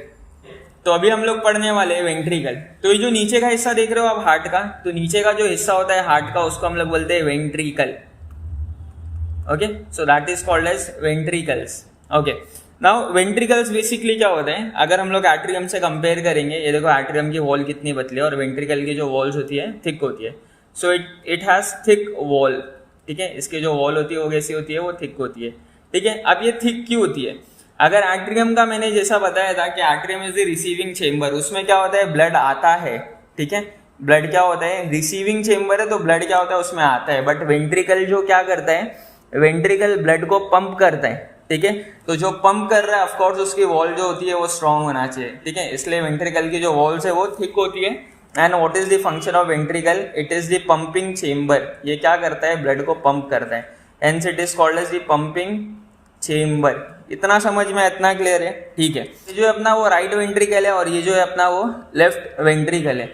Left ventricle की देखो वॉल कितनी मोटी है, ठीक है। तो लेफ्ट वेंट्रिकल की जो वॉल होती है वो 3 टाइम मोटी होती है, किससे, राइट वेंट्रिकल से। जो लेफ्ट वेंट्रिकल की जो वॉल होती है ना, वो राइट वेंट्रिकल की वॉल से 3 गुना मोटी होती है। इतना समझ में आया? अब ऐसा क्यों होता है, मतलब वेंट्रिकल में आपस में एक पतली वॉल एक मोटी वॉल, अगर किसी को रीजन पता है so you all can comment, okay, and let me know, fine. अभी ये जो देख रहे हो दो वेंट्रिकल्स अपने पास, एक राइट वेंट्रिकल है और एक लेफ्ट वेंट्रिकल है, दोनों के बीच में ना एक पार्टीशन होता है। Can you see this partition between this 2 ventricles? So this partition that is present between the 2 ventricles, this partition is called as ventricular septum. क्या बोलते हैं उसको हम लोग, ventricular septum। इतना समझ में, इतना क्लियर है, ठीक है। अभी अगर हम लोग ये जो वेंट्रिकल है उसके बेस को देखें, ये वेंट्रिकल का बेस है, अगर इसको हम लोग अच्छे से देखें ना, तो यहाँ पर ना कुछ ऐसी चीज़ है, मतलब यहाँ पर कुछ ऐसे फरोस होते हैं, मतलब ऐसी उठी हुई चीज़ें होती है और कुछ ऐसी डिप्रेस चीज़ें होती है, ठीक है। सो इसको हम लोग बोलते हैं रिजेस। ये जो ऐसा पहाड़ जैसा दिख रहा है आपको, उसको हम लोग बोलते हैं ridges. So this are called as ridges, ठीक है। तो ये जो रिजेस है उनको एक स्पेशल नाम है जिसको हम लोग बोलते हैं कॉल्यूमने कॉल्यूमने कैर्नी, क्या बोलते हैं उसको हम लोग, कॉल्यूमने कैर्नी। तो जो वेंट्रिकल होता है उसके बेस पे माउंटेन लाइक स्ट्रक्चर होता है जिसको हम लोग रिजेस बोलते हैं, which is actually called as columnae carneae. ठीक है, अभी यहाँ पर देखो, यहाँ पर ना एक इलास्टिक फाइबर टाइप सब्सटेंस होता है। यहाँ पर ये जो वॉल्व दिख रही है, ये वाली वॉल्व, ठीक है, और ये वाली वॉल्व, ये वॉल्व्स के बीच में और जो वॉल्स है, ठीक है, कंफ्यूज नहीं होना, वॉल और वॉल्व दो अलग चीज है। ठीक है, तो इनके बीच में ना ऐसे कनेक्शन होता है ऐसे। So there is a connection between this walls and the valves. ठीक है, तो ये जो कनेक्शन है, ये जो इनइलास्टिक फाइबर है, दिस इनइलास्टिक फाइबर, ये जो इनइलास्टिक फाइबर है, this inelastic fibres are called as chordae tendineae. ठीक है, तो ये जो इनइलास्टिक फाइबर है इसको हम लोग क्या बोलते हैं, कॉर्डे टेंडिने। इनका काम क्या होता है, this are the connection between valves and walls. ठीक है, तो कॉर्डे टेंडिने का काम क्या है, it is the connection between the walls and the walls. इतना समझ में आया। तो जो इनइलास्टिक फाइबर है किसके किसके बीच में, वॉल्स और वॉल के बीच में, उसको हम लोग क्या बोलते हैं, कॉर्डे टेंडिने बोलते हैं। इतना समझ में आया। तो ये जो राइट साइड में वॉल्व दिख रही है उसको हम लोग बोलते हैं ट्राइकस्पिड वॉल्व। क्या बोलते हैं उसको हम लोग, ट्राइकस्पिड वॉल्व। जो लेफ्ट साइड में वॉल्व्स है उसको हम लोग बोलते हैं बाइकस्पिड वॉल्व। ठीक है, तो ये जो ट्राइकस्पिड और जो बाइकस्पिड वॉल्व है ना, इनका बंद होना और खुलना कौन कंट्रोल करता है, कॉर्डे टेंडे कंट्रोल करता है। इतना समझ में, इतना क्लियर है। ठीक है, ये जो ब्लड वेसल है येलो कलर का, इसको हम लोग बोलते हैं पल्मोनरी वीन। क्या बोलते हैं इसको हम लोग, पल्मोनरी वीन। और ये जो ऊपर दिख रहा है जिसके ऐसे बाल खड़े हुए, दिस इज कॉल्ड एज आओटा। ठीक है, तो अगर आओटा को हम लोग ट्रेस करें, ब्लू वाले आओटा को ट्रेस करें, तो वो किधर जा रहे हैं, लेफ्ट वेंट्रिकल में जा रहे हैं। ठीक है, so aorta is connected to left ventricle and this pulmonary vein is connected to right ventricle. ठीक है, so that was all about atrium and ventricle, the internal structure of heart. जो आपसे कि हमारा जो ब्लड वेसल्स है उसके अंदर क्या फ्लो करता है, ठीक है, तो आपका आंसर होगा ब्लड। अगर मैं ये पूछूं कि ब्लड फ्लो कैसे करता है, तो आप लोग बोलेंगे सर हार्ट पंप करता है ब्लड। ठीक है, अगर मैं पूछूं हार्ट पंप कैसे करता है ब्लड को, तो आप लोग बोलेंगे कि सर हार्ट कॉन्ट्रैक्ट होता है और फिर उसके बाद रिलैक्स होता है। तो ये कॉन्ट्रैक्शन और रिलैक्सेशन चलता रहता है, जिसकी वजह से क्या होता है, हार्ट ब्लड को पंप करता रहता है। ठीक है, अगर मैं पूछूं कि ये जो पंपिंग ऑफ हार्ट होता है ये किसकी वजह से होता है, हार्ट का कौन सी चीज़ ऐसी है जिसकी वजह से वो ब्लड पंप कर पाता है, तो बहुत सारे लोग बोलेंगे कि sir it is due to the muscle. बहुत सारे लोग क्या बोलेंगे कि वो मसल की वजह से होता है, जो कार्डियक मसल होते हैं हार्ट के, उनकी वजह से हमारा जो हार्ट है वो बीट करते हैं। ठीक है, बट पिक्चर यहाँ पर ख़त्म नहीं होती है। It is not only your cardiac muscle, ये कार्डियक मसल ही अकेले हमारे हार्ट को कॉन्ट्रैक्ट या रिलैक्स नहीं करते। Is something behind this cardiac muscle which makes them contract and relax. ठीक है, तो कार्डियक मसल के भी पीछे कोई है जो उनको कॉन्ट्रैक्ट करने में और रिलैक्स करने में मदद करता है या गाइड करता है। ठीक है, तो क्या चीज़ है, व्हाट इज दैट। ठीक है, so those things are actually a special kind of tissue called as the nodal tissue. ठीक है, तो हमारे मसल्स का, कार्डियक मसल्स का जो कॉन्ट्रैक्शन और रिलैक्सेशन जो होता है, it is controlled by a special type of tissue called as the nodal tissue. तो नोडल टिश्यू बेसिकली करते क्या है, ये हमारे हार्ट का कॉन्ट्रैक्शन और रिलैक्सेशन कंट्रोल करते हैं। ठीक है, वो कैसे करते हैं हम लोग वो बाद में देखेंगे, पहले देख लेते हैं नोडल टिश्यू होता क्या क्या है। तो नोडल टिश्यू बेसिकली 4 चीज़ें होती है हमारे हार्ट की जो नोडल टिश्यू में आती है। सबसे पहले होता है SA नोड, सबसे पहला होता है SA नोड। जो दूसरी चीज़ नोडल टिश्यू में आती है दैट इज AV नोड। जो तीसरी चीज़ नोडल टिश्यू का पार्ट है that is called as the bundle of His. Okay, and then जो फोर्थ चीज है that is Purkinje fibre. Okay, so ये 4 चीजें मिलके क्या बनता है, नोडल टिश्यू बनते हैं। तो what basically nodal tissue is, it is a special kind of tissue. Okay, it is a special tissue that helps in contraction and relaxation. इतना समझा, इतना क्लियर है, ठीक है। अब हम लोग देखते हैं एक्चुअल में टिश्यू होता किधर है और कैसे काम करते हैं। ये हमारा राइट एट्रियम है, this is our right atrium, this is our left atrium, this is our right ventricle and this is our left ventricle, ठीक है। राइट एट्रियम में we know there are 2 blood vessels connected. ऊपर वाले को हम लोग क्या बोलते हैं, सुपीरियर वेना कावा, और नीचे वाले को इंफीरियर वेना कावा। ये जो सुपीरियर वेना कावा है ना, इसके पास जहाँ पर ये हार्ट में ओपन होते हैं वहाँ पर ना एक स्पेशल टिश्यू होता है, यहाँ पर एक स्पेशल मसल बोल सकते हैं, टिश्यू बोल सकते हैं। So this special dot like structure, जो स्पेशल टिश्यू यहाँ पर, इसको हम लोग बोलते हैं SA नोड। क्या बोलते हैं हम लोग इसको, SA नोड, ठीक है। SA का मतलब होता है, SA का मीनिंग होता है cyano atrial node. SA node का फुल फॉर्म क्या है, साइनो एट्रियल नोड, ठीक है। तो ये प्रेजेंट किधर पे होता है, near the opening of superior vena cava. तो जहाँ पर सुपीरियर वेना कावा हार्ट में एंटर करता है तो उसकी ओपनिंग के पास क्या होता है, SA नोड होता है, ठीक है। अब SA नोड के अगर हम लोग नीचे आएंगे, अभी ये राइट एट्रियम है, राइट एट्रियम का ये हेड है और ये जो है वो बेस है। राइट एट्रियम के बेस में will find another special tissue, nodal tissue over here. Right atrium के बेस पे क्या मिलेगा हम लोग को, एक दूसरा स्पेशल टिश्यू मिलेगा। This another special tissue is called as AV node. This special tissue is called as AV node. AV का मतलब होता है atrioventricular node, atrioventricular node. AV node के पीछे से क्या होता है, ऐसे ब्रांच निकलते हैं और ये जो ब्रांच, ये जो एक पीछे से टेल टाइप स्ट्रक्चर निकला है वो डिवाइड होके 2 हो जाता है, ठीक है। सो ये जो वाई शेप स्ट्रक्चर है, ये जो ऑरेंज कलर में वाई शेप का स्ट्रक्चर है, this structure is called as bundle of His. ये जो वाई शेप का स्ट्रक्चर है उसको हम लोग क्या बोलते हैं, बंडल ऑफ पीस, ठीक है। वाई शेप का स्ट्रक्चर है उसको हम लोग बोलते हैं बंडल ऑफ पीस। अब ये जो वाई शेप का स्ट्रक्चर है ना, वो बंडल ऑफ पीस में से there are 2 lines which are coming out.